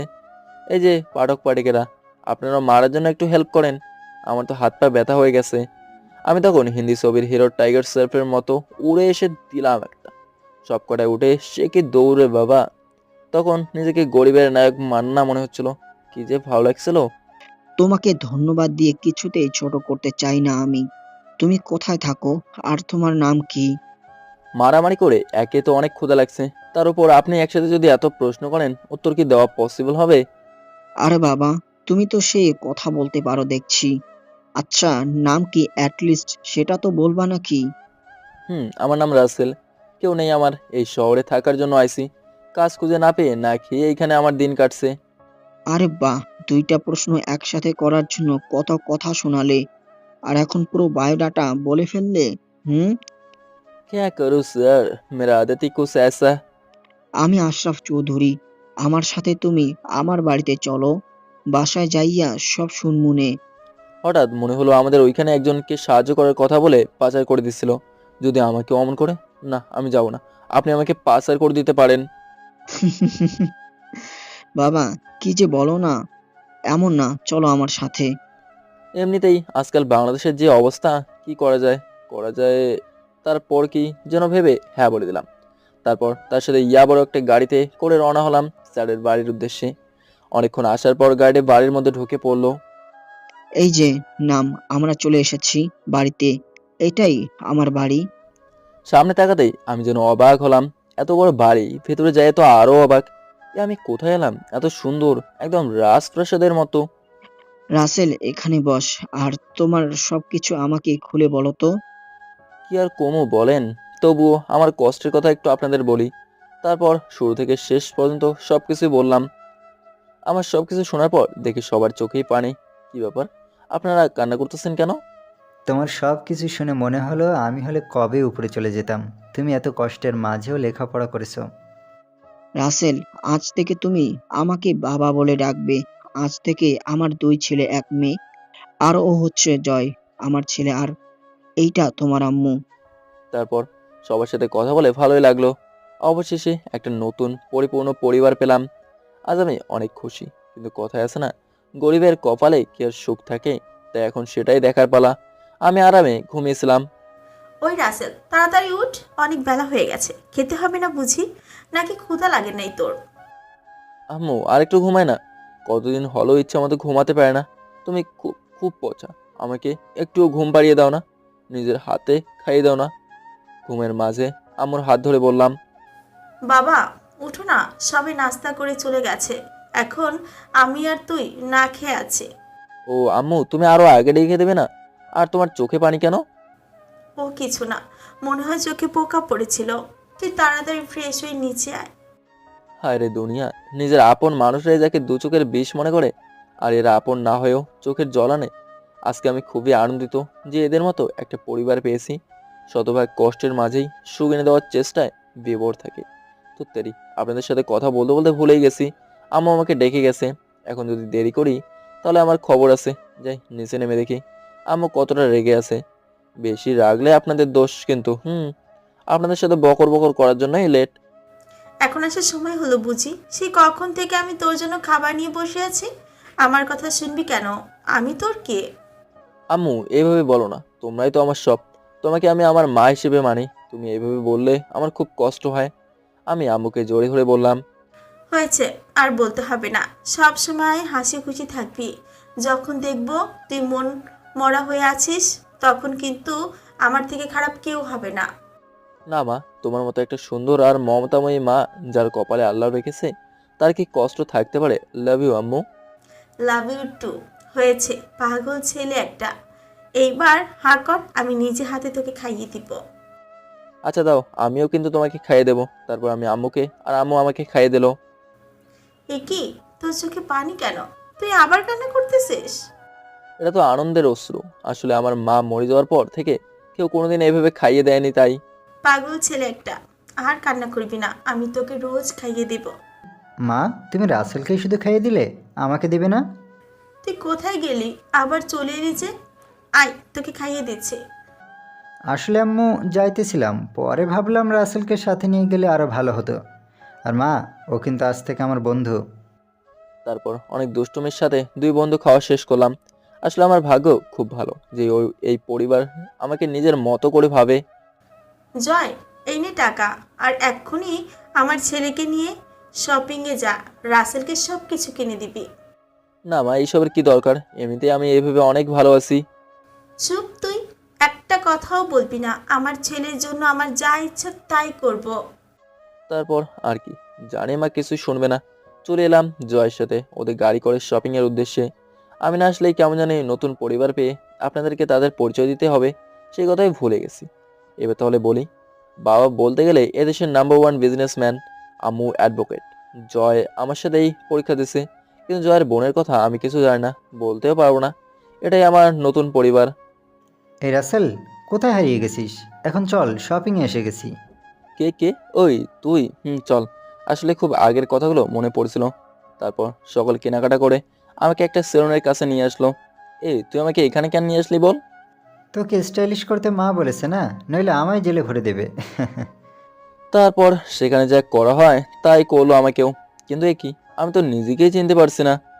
আরে দোস্ত, তোকে তো সেই লাগছে, একেবারে নায়কের মতো। কত মেয়ের ক্রাশ হবি তুই কে জানে। তুইও না, কি যে বলস। চল এখন একটু পেটকে মার্কেট করে দিই। মানে কিছু খেয়ে নেই। চল, আমার অনেক ক্ষুধা লেগেছে। তারপর একটা রেস্টুরেন্ট থেকে খাবার খেয়ে বাসায় চলে এলাম। এ কি জয়, আম্মু এভাবে তাকায় আছে কেন? জয়, তুই তো একটা হিরো বানিয়ে নিয়ে এসেছিস রাসেলকে। মা তুমি যে কি বলো না। তারপর একটু দুষ্টুমি করে রুমে এসে গোসল করে একটু ঘুমিয়ে পড়লাম। কিন্তু এ কি, আমি এত ঘুমাইছি যে এক ঘুমে রাত হয়ে গেছে। ওই চল, অনেক তো ঘুমাইলি, এবার চল, নিচে আব্বু এসেছে, তোকে খেতে ডাকছে। তারপর নিচে আসলাম। আসসালামু আলাইকুম আব্বু, কেমন আছো? ওয়ালাইকুম আসসালাম, ভালো আছি। কি ব্যাপার, আজকে তো আমার ছেলেটাকে চিনতেই কষ্ট হচ্ছে দেখছি। আরে দূর, কি যে বলো না তোমরা। আমি তো সেই আগের মতোই আছি। রাসেল, কাল কিন্তু রেজাল্ট দিবে। আশা করি তোমরা দুইজন খুব ভালো একটা রেজাল্ট করবে। দোয়া করো আব্বু, আমার জন্য রেজাল্ট ভালো হয়। দোয়া তো করবই। এখন কালকে জানা যাবে, ঠিক আছে? তাহলে কালকের জন্য অপেক্ষায় থাকি, দেখি কেমন রেজাল্ট হয়। আর আপনারাও অপেক্ষায় থাকেন, তারপর না হয় বাকি গল্প শুনেন। রাসেল, তুই কিন্তু একদম ভালো না, পচা। আমার মেয়ের কথা তুই কিন্তু একেবারে জন্য জিজ্ঞেস করলি না। আম্মু, আমি তোমার মেয়ের কথা জিজ্ঞেস করলেই তো আবার জয় বলবে কি ব্যাপার, আমার বোনের সাথে প্রেম করার ধান্দা, তখন কি হবে? ওই শালা, তুই তো একদম আমার মনের কথাই বলেছিস। আমি এটাই বলতে চাই। তবে ভাই, আমার বোনও তো নর্মাল জিনিস না। মানেটা তো ঠিক বুঝলাম না, আমাকে একটু খুলে বলো তো দেখি। আরে প্রচণ্ড রাগ। যাই হোক, মেয়ের জামাই না হয় বানিয়ে নিলাম, তাতে সমস্যা কি? তাই বলে আমার মেয়ের কথা তুই জিজ্ঞেস করবি না? আচ্ছা, তোমার মেয়ে কোথায় থাকে, কি করে বলো? না না, সেইটা হবে না। কারণ এখন তো আমি কিছুই বলবো না তোকে, কেননা তুই আগে জিজ্ঞেস করস নাই। যা বাবা, নিজেই বলতে চাই এখন আর বলবেই না, কেমন আর লাগে আপনারাই কন। এভাবেই কথা বলতে বলতে দিনটা কেটে গিয়ে পরের দিন দুপুর চলে আসে। রাসেল, তোদের রেজাল্ট তো দেখতে হবে নাকি? সময় তো অনেক হলো। তোদের দুইজনের কাগজপত্র আমাকে দিয়ে দে, আমি দেখমুনি। আর তোরা বরং এয়ারপোর্টে যা। বাবা, কাগজ না হয় দিলাম, কিন্তু এয়ারপোর্টে কেন যাব সেইটা তো আগে বলো, না শুনলে আবার টেনশন হবে। আগে বল, কেন এয়ারপোর্টে যেতে হবে ওদেরকে? কারণ আজকে জান্নাত লন্ডন থেকে দেশে আসবে। কি বলছো? আর আমরা তো কেউ কিছুই জানি না, কি করে হলো এসব? 2টি বছর হলো আমার মেয়েকে দেখি না।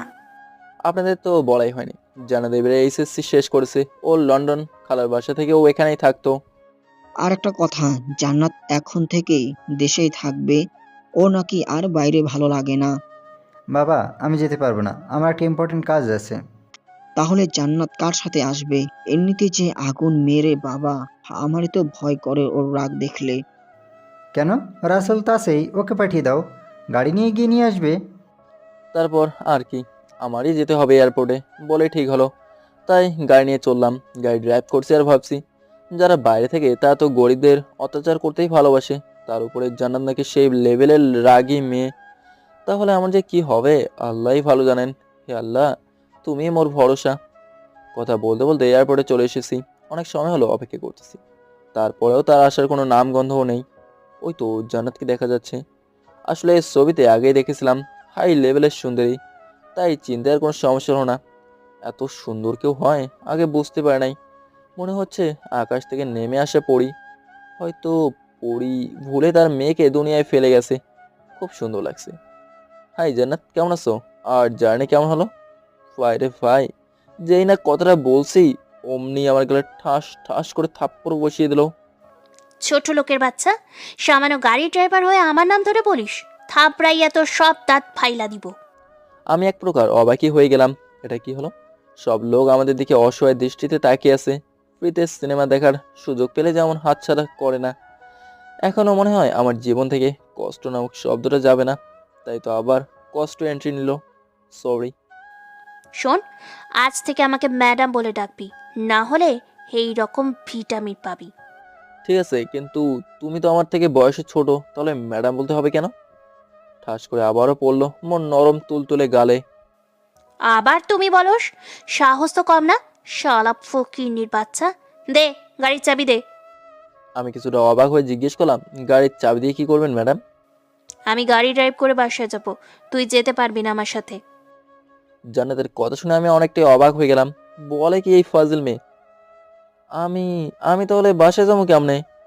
যা ভাগ এখান থেকে, তোকে আমার সাথে নিমু কি করে ভাবলি রে? কি গন্ধ, ছি! আর কিছু না বলেই হন হন করে চলে গেল।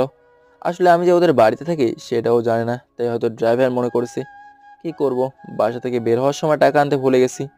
টাকা অবশ্যই মা নিয়ে আসতে বলেছিল, আমি আনি নাই সাথে। গাড়ি আছে বলে কপাল খারাপ থাকার জন্য 3 কিলোমিটার রাস্তা হেঁটে হেঁটে বাসায় যেতে হচ্ছে। কি কপাল আমার! কথায় আছে না, যদি থাকে নসিবে আপনা আপনি আসিবে। তাই হলো। এদিকে বাড়ির সবাই গেটে দাঁড়িয়ে আছে।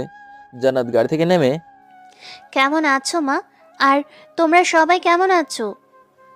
ভালো আছি রে মা, তুই কেমন আছিস? কি ব্যাপার, আমি আসতে খুশি হওনি? আমায় বাদ দিয়ে বারবার গাড়ির দিকে কি দেখছো? না রে মা, তেমনটা না। তোকে যে রাসেল আনতে গেল, ওকে তো দেখতেই পারছি না। ওই ছোট লোকের বাচ্চা ড্রাইভারকে তো আমি সাথে করে আনি নাই। শালার সাহস কত বড়, আমাকে নাম ধরে বলে। জান্নাতের কথা শুনে মা ঠাস ঠাস করে জান্নাতের গালে থাপ্পড় লাগিয়ে দিয়ে আর কিছু না বলে ভেতরে চলে গেল। আর এদিকে জান্নাত গালে হাত দিয়ে অবাক হয়ে মায়ের যাবার দিকে তাকিয়ে রইল। আর কাজের মেয়েকে জিজ্ঞেস করে, ওই কাকুলিমা আমার সাথে সামান্য ড্রাইভারের জন্য এমন করলো কেন? ম্যাডাম, রাসেল ভাই তো খুব ভালো মানুষ, আর তার কেউ নেই বলে তাকে আপনার মা বাবা নিজের ছেলের থেকেও বেশি ভালোবাসে, তাই তো এই বাড়িতে থাকতে দিয়েছে। এইসব ছোট লোকদের বাড়িতে থাকতে দিচ্ছে কেন? না জানি কবে কি চুরি করে পালিয়ে যায়। জয় ভাইয়া কিছু বলে না? আপামনি, রাসেল ভাইয়া এমনিতে খুব ভালো মানুষ, সবাইকে অনেক সম্মান করে। আর জয় ভাইয়া তো তাকে কিছুই বলে না, কেননা জয় ভাইয়াও রাসেল ভাইকে বন্ধুর মতো মনে করে। ও, সবার মন তাহলে জয় করে নিচ্ছে। ওর জন্যই আমি আমার মায়ের হাতে মায়ের খাচ্ছি। ওকে তো এর প্রতিদান দিতেই হবে। জান্নাত উপরের কথাগুলো বলতেছে আর রাগে গজ গজ করতেছে। এদিকে হাঁটতে হাঁটতে আমার অবস্থা নাজেহাল। অবশেষে অনেক কষ্টের পরে দুপুরের দিকে বাসায় আসলাম। এসে রুমে যেয়ে ফ্রেশ হয়ে নিচে আসলাম খাওয়ার জন্য। নিচে এসে দেখি সবাই একসাথে টেবিলে বসে আছে, শুধুমাত্র জান্নাত ছাড়া। বাবা রাসেল, তাড়াতাড়ি আয়, এত সময় লাগে নাকি আসতে? তোর জন্য সেই কখন থেকে অপেক্ষা করতেছি। এই এমনি আসতে একটু লেট হলো। এদিকে আমার মন দেখছি খুব খারাপ। কি হয়েছে বুঝতে পারছি না। মা, তোমার কি হয়েছে, এরকম মন খারাপ কেন? না রে বাবা, কিছু হয়নি। আমিও আর তেমন কিছু বললাম না। কিছু সময় পরে জান্নাত নিচে আসলো। আমি ভাত মুখে দিতে যাব, এমন সময় যা করলো তাতে সবাই অবাক। আর অবাক হবাই না কেন বলেন? কারণ জান্নাত আমার হাত থেকে খাওয়ার প্লেট না নিয়েই ফেলে দিল। এই জান্নাত, তুই এসব কি করছিস? ওর খাবারগুলো কেন ফেলে দিলি? ওর মতো থার্ড ক্লাস ছোট লোক আমাদের সাথে একসাথে বসে খাবে কেন? জান্নাতের কথা শুনে আব্বু ঠাস করে একটা চড় দিয়ে বলে ওঠে, ছি, তুই এমন হবি কখনো ভাবিনি। তুই কেন ওর সাথে এমন করিস? তুই যে আমার বোন সেটাও মনে করতে আমার খুব খারাপ লাগছে, যে এই দুনিয়ায় একটু সুখের পরশ পাই নাই তার সাথে তুই এমন করলি। সি! জয়, এভাবে বলিস না তো। আর তোমরা সবাই খাও, আমি না হয় মেঝেতে বসেই খাবো। না, তোর মেঝেতে বসে খেতে হবে না, তুই এইখানেই বসে খাবি। তোর অনেক কষ্ট হবে। আরে মা, আমার কিছু হবে না। মেঝেতে বসে ভাত খাবার অভ্যাস আমার ভালোই আছে। তারপরেও তোর মেঝেতে খেতে হবে না, বুঝলি? আমি তাদের অনেকভাবে বুঝিয়ে অবশেষে মেঝেতে বসেই খেলাম। খাবার শেষ করে রুমে এসে ঘুমিয়ে পড়লাম। আমি ঘুমিয়ে আছি, হঠাৎ আম্মু এসে আমায় ঘুম থেকে জাগিয়ে যে কথা বলল, রাসেল, তুই একটু আমার রুমে আয় তো, তোর সাথে আমার কিছু কথা আছে। আচ্ছা আমি এখনই আসতেছি, তুমি বরং রুমে যাও। এদিকে জান্নাত মার বলা কথাটা শুনতে পাই আর বলতে থাকে, কি ব্যাপার, এই ছোট লোকের বাচ্চাটাকে মা একলা কেন ডাকলো রুমে? জয় তুই রুমে থাক কেমন, আর আমি মা কি বলে সেই কথাটা একটু শুনে আসি। আচ্ছা তুই যা তাহলে। কি ব্যাপার ভাইয়া, ওই ছোট লোকের বাচ্চা তোকে নাম ধরে ডাকলো, কিন্তু তুই কিছু বললি না কেন? শোন, অহংকার ছেড়ে গরিবদের মানুষ মনে কর, এতে দেখবি আল্লাহ তোকে ভালোবাসবে। ভাইয়া বুঝি না, ওই ছোট লোক তোদের কিভাবে বশ করে রাখছে? শোন, ওর মতো বন্ধু ভাই পেয়ে আমি নিজেকে গর্বিত মনে করি। জান্নাত আর কিছু না বলে হনহন করে তার রুমে চলে যায়, কেন ও ভালো করে জানে এখন আর কথা বলে লাভ নাই, বরং ক্ষতিই হতে পারে নিজের গালের। আর মনে মনে বলতে থাকে, ছোট লোকের বাচ্চাকে তো এর জন্য চরম মূল্য দিতে হবে। আমার উপরে সবাই ক্ষেপে আছে শুধু ওর জন্য। ভিতরে আসতে পারি? আমি দরজার কাছে গিয়ে বললাম। আরে, এখানে আসবি তাতে অনুমতি নিতে হবে? পাগল একটা, আয় ভেতরে। কি দরকার ডেকেছিলা আমায়, বলো। তোমাকে আবার ঘুমাতে হবে? আসলে আমার মেয়ে তোর সাথে যেই খারাপ ব্যবহার করেছে, তার জন্য আমি ক্ষমা চাচ্ছি তোর কাছে। আরে তুমি কি করছো? ছেলের কাছে কেউ ক্ষমা চায় বলো? আর ও তো এখনো ছোট, অতটা বোঝে না। যদিও আজ বিয়ে দিলে কাল বাচ্চার মা হবে। আমি মাকে হাসানোর জন্য বললাম, যা ফাজিল কোথাকার, তোর মতো ছেলে হয় না বাবা। আল্লাহ কেন তোকে আমার গর্বে রাখেনি? আরে এভাবে বলছো কেন? গর্বে ধরনে তো কি হয়েছে, আমি তো তোমারই ছেলে এখন নাকি। আসলে জান্নাত খুব জেদি আর অহংকারী, গরিবকে মানুষ মনে করে না। আস্তে আস্তে সব ঠিক হয়ে যাবে, তুই দেখিস। আল্লাহ তোমার কথা যেন কবুল করে। এখন যাই তাহলে। যে ঘুমিয়ে পড়, কাল আবার রেজাল্ট দিবে তোর। এসেই ঘুমিয়ে পড়লাম। পরের দিন দুপুর 2টার সময় বাবা আমাকে ডেকে বলতেছে, রাসেল চল, এখন রেজাল্টটা দেখে নেই। রেজাল্ট মনে হয় পাবলিশড করেছে। বাবা চলো দেখি নেই কিরকম ঘোড়ার ডেম করেছি পরীক্ষায়। বাবা কাজ নিয়ে রেজাল্ট দেখতে শুরু করে। কিছু সময় পরে বাবা খুশিতে চিল্লিয়ে বলে ওঠে, রাসেল, এই কি জয় তো গোল্ডেন A+ পাইছে দেখছি। তাহলে তো জয়ের রেজাল্ট অনেক ভালো হয়েছে। জয় কংগ্রাচুলেশন। ধন্যবাদ মেরে জিগার কা টুকরা, দেখিস তোর রেজাল্ট আমার থেকেও ভালো হবে। জয়ের কথা শুনে অমনি জান্নাত বলে ওঠে, যেটা শুনে জয় তো তেলে বেগুনে জ্বলে ওঠে। ছোট লোকের আবার ভালো রেজাল্ট? ভাইয়া তুই দেখিস, ওই পাশ করতেই পারবে না। ঠেটি একটা থাপ্পড় মারবো। ওই তুই জানিস ও কোন ধরনের ছাত্র? যে কিনা SSC-তে পুরো জেলার মাঝে টপ করেছিল, আর সে নাকি পাশ করতে পারবে না। জয়ের কথা শুনে এবার জান্নাত আর তেমন কিছু বলে না, একদম চুপ হয়ে যায়। এদিকে বাবা বলে ওঠে, এই থাম তো, আমি এখনই আগে রাসেলের রেজাল্টটা দেখে নেই, তাহলে হবে কোনটা জল আর কোনটা পানি। কিন্তু নিয়ে এত কথার কি আছে বুঝি না।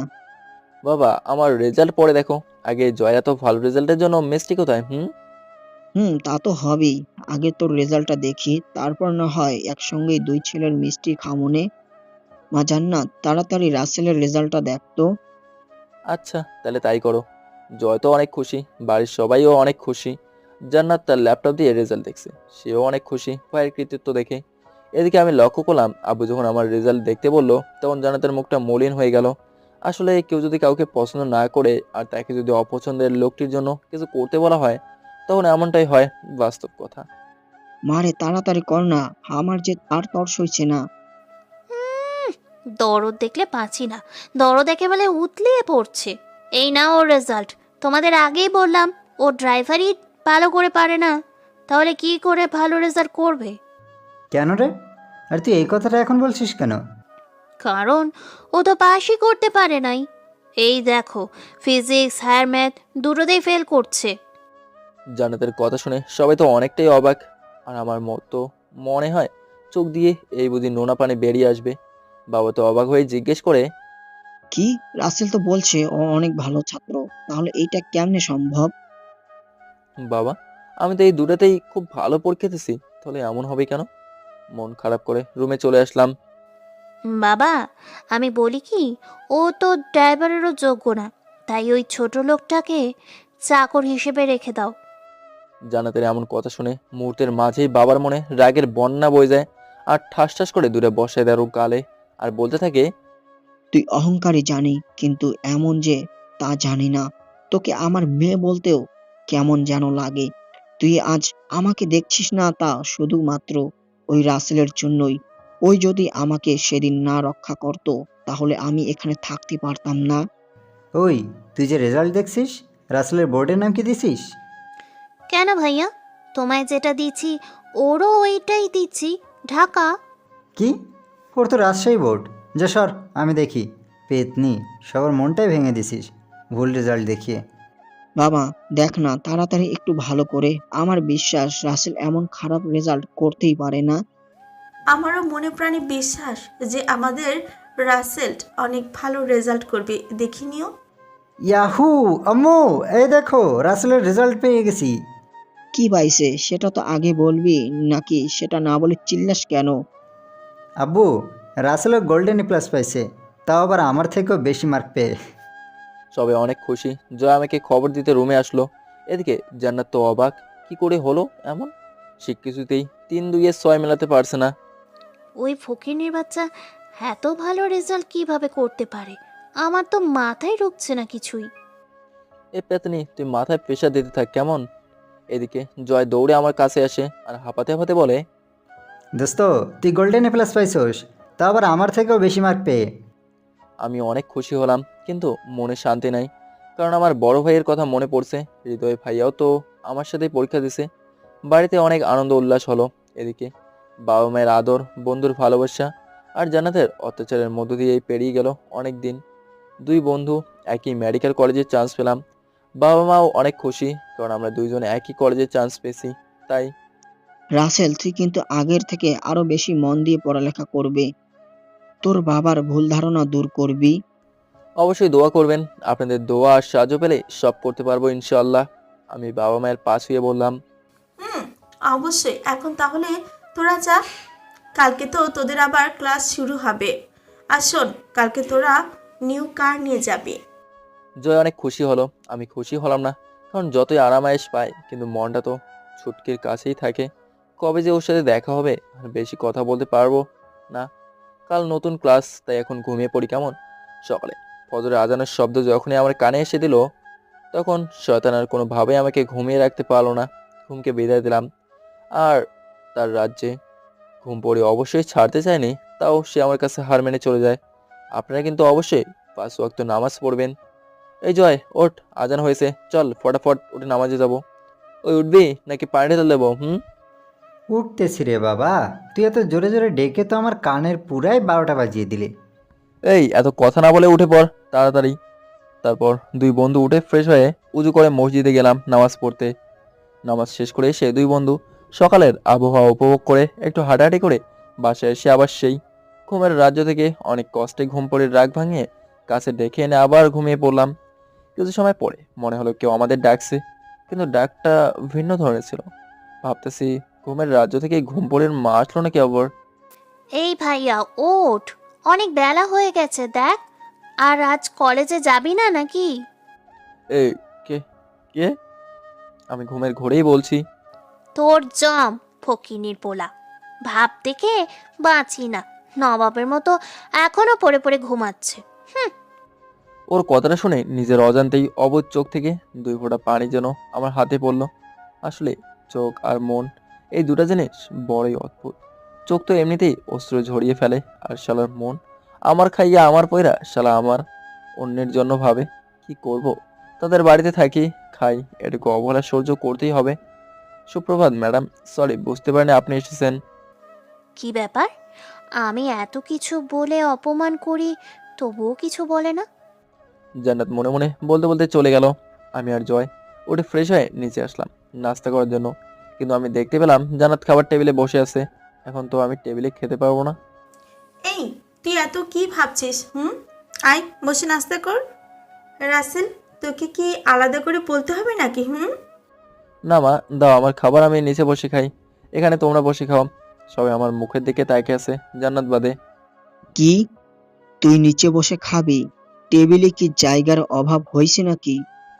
আব্বু মনটা একটু মলিন করে বলল। আসলে কেন নিচে বসে খেতে চাচ্ছি, কারণটা তাদের অজানা নয়, তাই বাড়তি কিছু বলো না। জানে বললেও তাদের মেয়ে অনেক কষ্ট পাবে। এমনিতেই অনেকদিন পরে মেয়েকে সাথে পেয়েছে। আমি কি আসলেই ভুল যে আমার অত্যাচার চোখ বুজে সহ্য করে, একটি বারের জন্য প্রতিবাদ করে না, আমি তার সাথে এমন করি? ছি, এইসব আমি কি ভাবছি? আসলে লোকে ঠিকই বলে, মেয়েদের মন বুঝতে হলে ছেলেদের 7 বার জন্ম নিতে হবে। কখন কি চলে তাদের মনে বোঝা বড় দেয়। এই যে আপুমণিরা, আপনারা আবার মাইন্ড করেন না কিন্তু। আমি ছোট্ট পোলা, আপনারা ঝগড়া শুরু করলে আমি আবার পারবো না, এটা ভাইবেন না। কারণ আমার সাথে আমার বড় বড় পাঠক ভাইয়ের আছে। তারপর খেয়ে দিয়ে কলেজে যাব, তখনই এই রাসেল, দাঁড়িয়ে থাক একটু, আমি আসি রুম থেকে। আচ্ছা, কিন্তু আমার তো ক্লাসে দেরি হবে, তাহলে পরে কি হবে? বলতে বলতে আম্মু রুমে গিয়ে আবার চলে আসলো। এই নে ধর, টাকাগুলো রাখ, আর জান্নাতকেও তোদের সাথে নিয়ে যা, ওকে ওর কলেজে নামিয়ে দিয়ে যাস।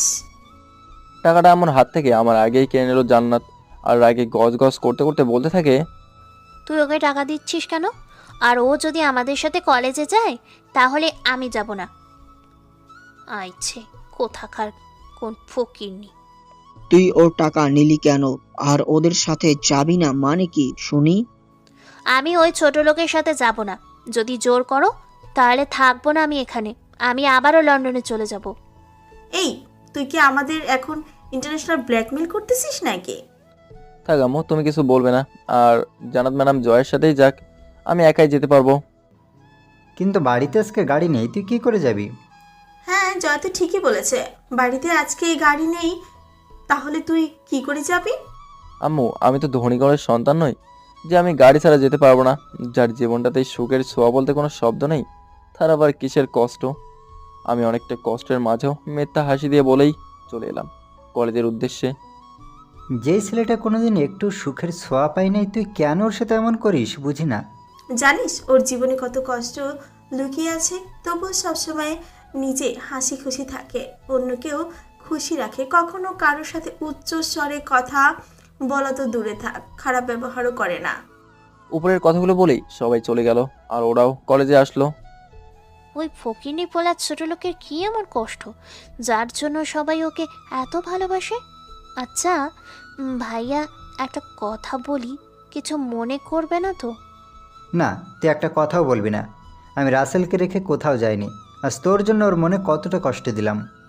ভাইয়া, তুমি ওই ছোট লোকের জন্য আমার সাথে এমন করছিস? তুইও একদিন বুঝতে পারবি, সেদিন আফসোস করবি কেন এমন করছিস। আমি তাও আবার ওই ফকিরের বাচ্চার জন্য আফসোস? নো ওয়ে ভাইয়া, এটা কখনো হতেই পারে না। এদিকে আমি হেঁটে হেঁটে কলেজে চলে আসলাম। আসলে টাকা ছিল না, মা যে টাকা দিতেছিল সেটা তো জানাতে নিল, তাই হেঁটেই আসতে হলো। আসলে আমাদের মতো গরিবদের শত কষ্টকে মাটি চাপা দিয়ে নিজের স্বপ্নের সাথে পরিবারের স্বপ্নগুলোকেও একটু একটু করে বাস্তবে রূপান্তরিত করতে হয়। কিছুক্ষণ পরে জয়ও চলে আসলো। সরি রে, আমার অহংকারী বোনটার জন্য আজকে তোকে এতটা কষ্ট দিলাম। তুই কি এইভাবে বলে আমাকে ছোট করতে চাস? আর আমি ওর ব্যবহারে কিছু মনে করিনি, একদিন সব ঠিক হয়ে যাবে। তুই দেখিস, একদিনও তোর জন্য কান্না করবে। কিরে দোস্ত, তোর বোন কি আমার প্রেমে হাডুবু ডুবু খাবে যে আমার জন্য কাঁদবে? আমি একটু হেসেই বললাম, আপনারাই বলুন, যে মেয়ে আমাকে 2 চোখে দেখতে পারে না আর সে নাকি আমার জন্য কান্না করবে? এই কথাটা কিন্তু বড়ই রেডিকুলাস। হতেও তো পারে এমনটাই হবে, একসময় সাঁতার কাটবে তোমার প্রেম সাগরে। তবে হ্যাঁ, তুই আমার বোনের বর হলে খারাপ কিন্তু হবে না। এই তুই চুপ থাকতো, আর চল ক্লাসে যাই। কি সব আবল তাবল বকেই যাচ্ছিস, বুঝি না। চল আমার পেয়ারে বোনের হবু ক্রাশ। তুই আসলেই ঠিক হলি না রে, তোর মজা করে এখনো গেল না। তারপর ক্লাসে চলে আসলাম, সবগুলো ক্লাস করে জয়ের সাথে বাসায় আসলাম। দুপুরের খাবার খেয়ে একটু ঘুমিয়ে পড়লাম। বিকালে ঘুম থেকে উঠে একটু ঘুরতে গেলাম। একদিকে চোখ পড়তেই যা দেখলাম তা দেখে তো আমি নিজেকে ধরে রাখতে পারলাম না। কারণ কি জানেন? এসে রে, আপনাদের তো বলাই হয়নি, তাহলে কেমনে জানবেন? চলেন সামনে দেখি কি হয়েছে। দেখি জান্নাতকে 3টা ছেলে হাত ধরে টানাটানি করতেছে। এই সেক্সি বেবি, আমাদের সাথে চলো, অনেক মজা দেবো তোমাকে। কি সুন্দর ফিগার তৈরি করেছো, দেখলেই মনে হয় টাঙ্গালের চমচম। প্লিজ ছেড়ে দেন ভাইয়া, আমি না আপনার বোনের মতো, আমার সাথে এমন করিয়েন না প্লিজ। কি বলছো সোনা? সব মেয়ে যদি বোন হয় তাহলে বউ হবে কে? আর বউ না হলে মজা পাবো কিভাবে? জান্নাতের জন্য ভয় আরো বেড়ে গেল। কি করবে বুঝতে পারছে না, শুধু কান্না করছে আর ওদের থেকে ছোটার চেষ্টা করছে কিন্তু পারছে না। এই কি দেখছি সাগরে? সময় ফুরিয়ে গেলে কাজ করবি নাকি? সব হাদারামের দল। চল তাড়াতাড়ি কাজ শুরু করে দে। আমি দেখছি আর ভাবছি কি করা উচিত এখন, বা কি করা যায়। আজ ও বাদে আমার বোন হলে তো আমি দাঁড়িয়ে থাকতে পারতাম না। ও আমার সাথে খারাপ আচরণ করে, তাতে কি? আমি তো ওদের বাড়িতে থাকি, তাই ওই বাড়ির সম্মান রক্ষা করা আমার একান্তই কর্তব্য। না, আর দেরি করা যাবে না। যদি আর জান্নাতের কিছু হয় তাহলে নিজেকে কখনো ক্ষমা করতে পারবো না। এর মধ্যেই দেখলাম জান্নাতের জামা একটু ছিঁড়ে ফেলেছে। আমি আর কিছু করার আগেই সামনে গেলাম। এই কে রে তুই? আর কি চাই এখানে? মরতে না চাইলে এখনই কেটে পড়। তখন দেখলাম ওদের কথা শুনে জান্নাত চোখ খুলে আমাকে দেখে একটু খুশি হল। জানি না এমন খুশির মানে কি। তোদের সাথে আমার তো কোনো শত্রুতা নেই, ওকে নিয়ে যেতে দে। ফায়ারে আমার কথা শেষ না হতেই জান্নাত এমন কথা বলে যেটা শুনে আমার তো হুশ উড়ে যাবার মতো অবস্থা। এই, তোদের না খুব সাহস? হায়, আমায় ভোগ কর। দেখেছিস, আমাকে বাঁচাতে আমার স্বামী এসেছে। দেখছেন নি কারবার না, ওই কি কথা বললো, আমি নাকি ওর স্বামী। যাই হোক, আপনারা দোয়া করিয়েন কথাটা যেন সত্যি হয়। আমার মনে হয় আগেকার লোকেরা যে বলতো চোদনে পড়লে বিড়ালো গাছে ওঠে, আজ বিশ্বাস হলো কথাটা আসলেই ঠিক। আমি তোর কথা শুনে আসমান থেকে পড়লাম। কি মেরে মায়েরি, যে আমাকে দেখতেই পারে না সে বিপদে পড়ে আমার স্বামী পরিচয় দিল। কথায় আছে না, চোদনে পড়লে বাঘ ধান খায়। তো এই দেমাগি মেয়েও তাই করলো। এই তোরা চেয়ে চেয়ে কি দেখছিস? বাস শালাক ইচ্ছা মতো। তারপর অনেকটা সময় মারামারি করে জান্নাতকে রক্ষা করতে সক্ষম হলাম। এদিকে দেখি জান্নাতের জামা ছিঁড়ে গেছে, সেটা আমার খেয়ালই নেই। তাড়াতাড়ি আমার শার্টটা ওকে পরে নিতে বললাম। এই যে শার্টটা পরে নিন, নইলে আব্বু আম্মু আর জয়ের মান সম্মান শেষ হয়ে যাবে। যাব্বা আপা, মেয়ে কিছুই বলো না। তাড়াতাড়ি করে শার্টটা পরে নিল। বাড়ির দিকে রওনা দিলাম হাঁটতে হাঁটতে, জায়গাটা বেশি দূরে না। এদিকে বাড়ির সবাই টেনশন করছে, জানাতে এখনো বাড়ি ফেরেনি। এই জয়, তুই একটু বাইরে গিয়ে খোঁজ নিয়ে দেখ জান্নাত কোথায়। তোর আব্বু রাসেল কেউ তো বাসায় নেই। আম্মু, আমি এখনই যাচ্ছি, তুমি কোনো চিন্তা করিও না, কেমন? বলতে বলতেই আমি আর জান্নাত চলে এলাম। আমাদের দেখে অবাক হয়ে তাকিয়ে আছে ওরা। এই রাসেল, কি হয়েছে তোর? হাত থেকে রক্ত পড়তেছে, আর জান্নাতের এই অবস্থা কেন? আমার হাত থেকে রক্ত পড়তেছে সেটা আমার খেয়ালই নেই, আর জান্নাতও মাত্র খেয়াল করে কেমন করে উঠলো। জয়ের কথায় আমি কি বলবো?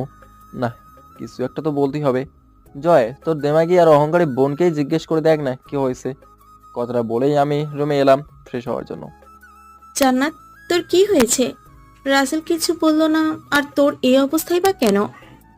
এদিকে জান্নাত ঠায় দাঁড়িয়ে আছে, কিছুই বলছে না, শুধুই কান্না করতেছে। কি হলো? কিছুই তো বলছিস না। কি ব্যাপার জয়, তুই ওর সাথে রেগে কথা বলছিস কেন?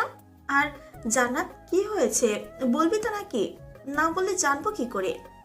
তারপর আর কি করা, সবাইকে সবকিছু খুলে বললো জান্নাত, যেটা শুনে সবাই তো অবাক। জানো মা, রাসেল ভাইয়া না থাকলে আমাকে তোমরা খুঁজে পেতে না। হয়তো আজকে আমার স্থান হতো ওই অন্ধকার কোনো পল্লীতে।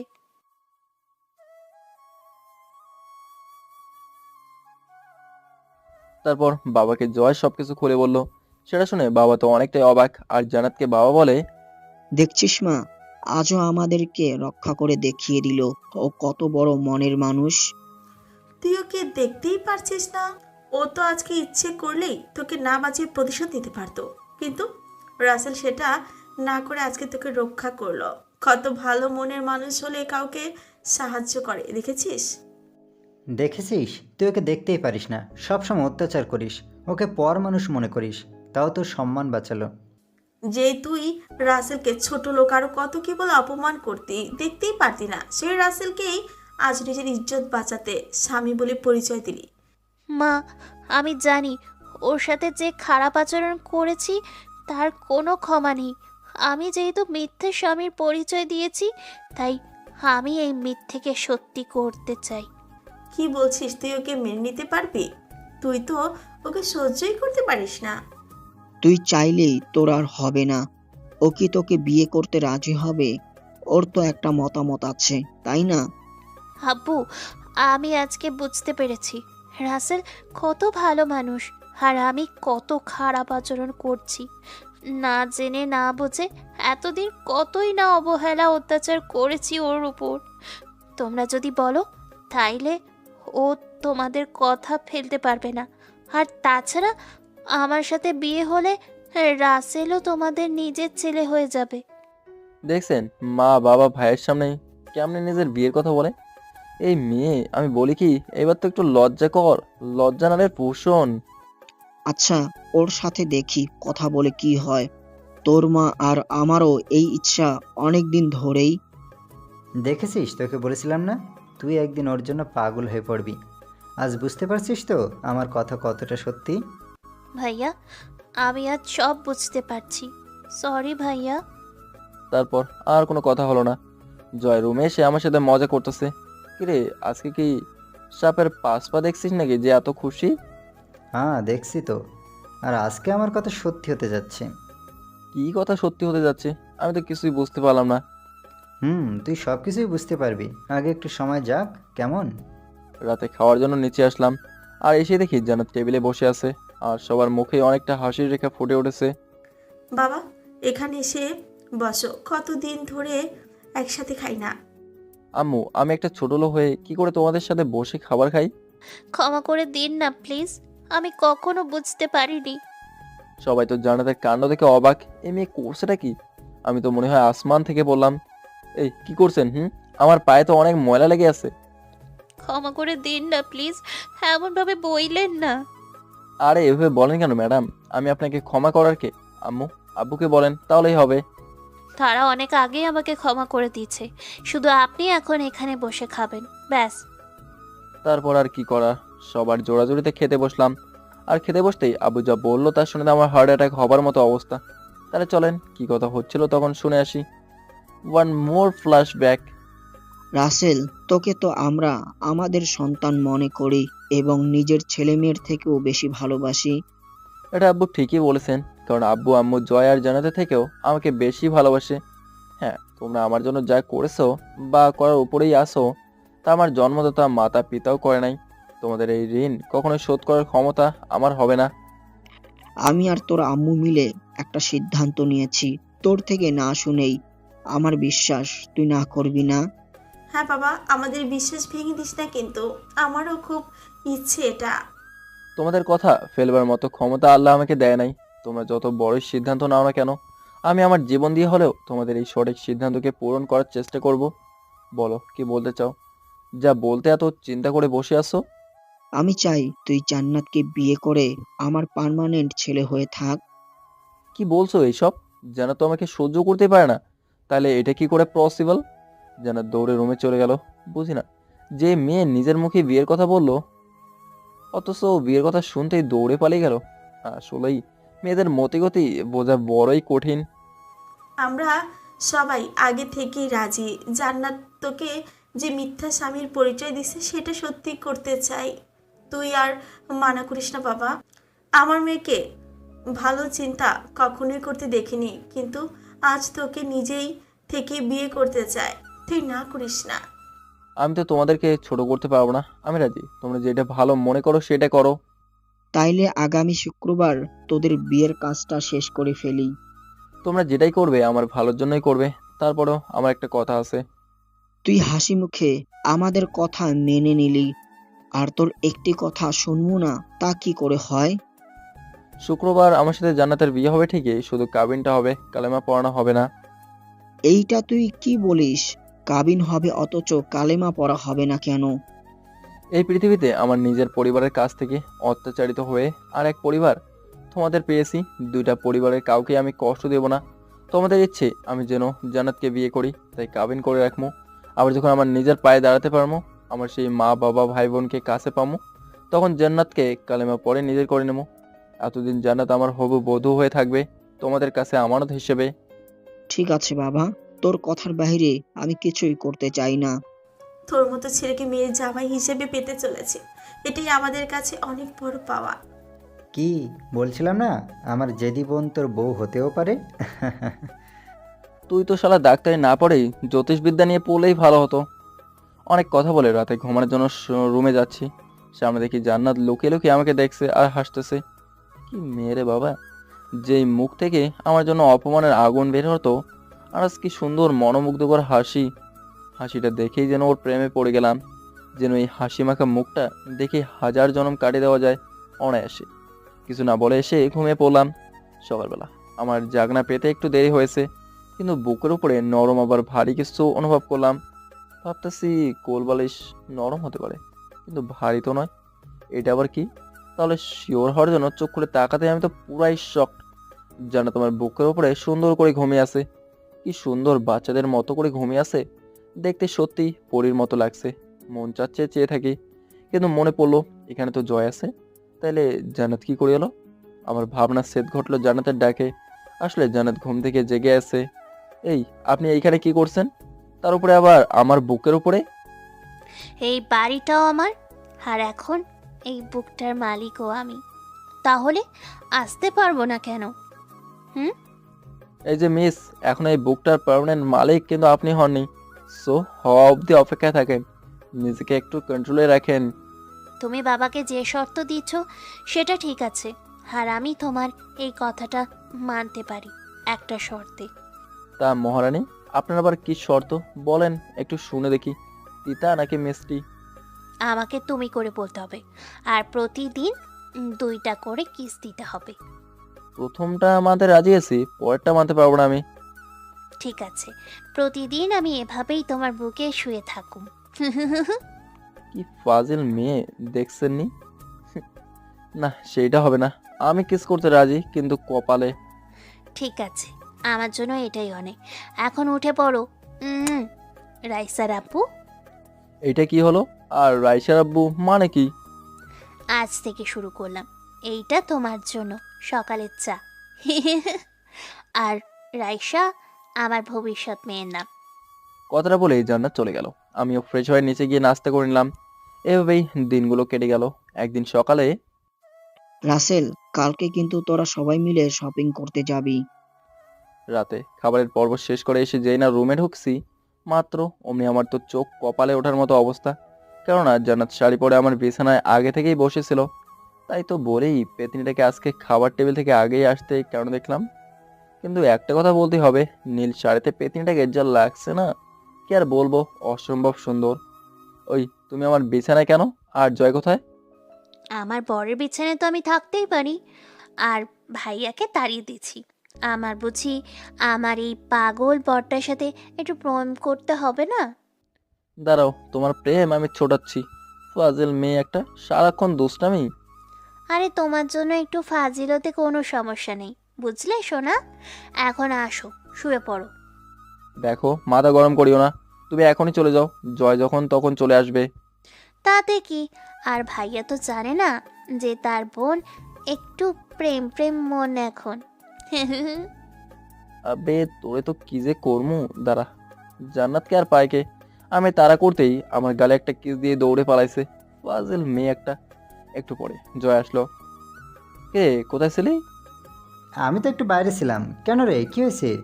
কিছু দেখে ভয় পেয়েছিস নাকি আবার? তোর এত সুন্দরী একটা ভূতনি বোন থাকতে আমাকে ভয় দেখানোর জন্য কল্পার ভূতনির আর কি দরকার? তা আমার রাগী ফাজিল বোনটা তোর সাথে আবার কি করলো শুনি? কিছু না, এখন তাড়াতাড়ি ঘুমিয়ে পড়। কালকে তো আবার শপিং করতে যেতে হবে। আর মায়া মানুষের শপিং এর কথা শুনলেই তো আমার ঘুম পায়। এত সময় লাগাই বলে ভাই। দেখিস কালকে জান্নাত কি করে শপিংয়ে গিয়ে। হয়েছে, আর ভয় দেখাস না। এভাবে কথা বলে দুই বন্ধু ঘুমিয়ে গেলাম। সকালে নাস্তা করে সবাই বসে আছি, আমি আর জয় জান্নাতের জন্য। কিন্তু মহানের আসার কোনো নাম নেই। অবশেষে আসলো এক পরিরূপে আমাদের সামনে। আমি অপলক দৃষ্টিতে জান্নাতের দিকে তাকিয়েছি, কোনোভাবেই চোখ ফেরাতে পারছি না। জয়ের ডাকে ধ্যান ভাঙলো। এত শুভ দৃষ্টি করতে হবে না, এখন চল শপিংয়ে যাওয়া যাক। জয়ের কথা একটু লজ্জা পেলাম, আর জান্নাত তো লজ্জায় মনে হচ্ছে মোমের মতো চুপসে গেছে। আচ্ছা চল তাড়াতাড়ি। তারপর সবাই শপিং মলে আসলাম। জান্নাত একে একে সবকিছু দেখছে, কিন্তু কিছুই নিচ্ছে না। অবশেষে মর্নের শপিং শেষ হলো। সবার জন্যই পছন্দ করে কিনলো, তাও নাকি কম হয়েছে। ওই চল এখন রেস্টুরেন্ট থেকে কিছু খেয়ে নেই।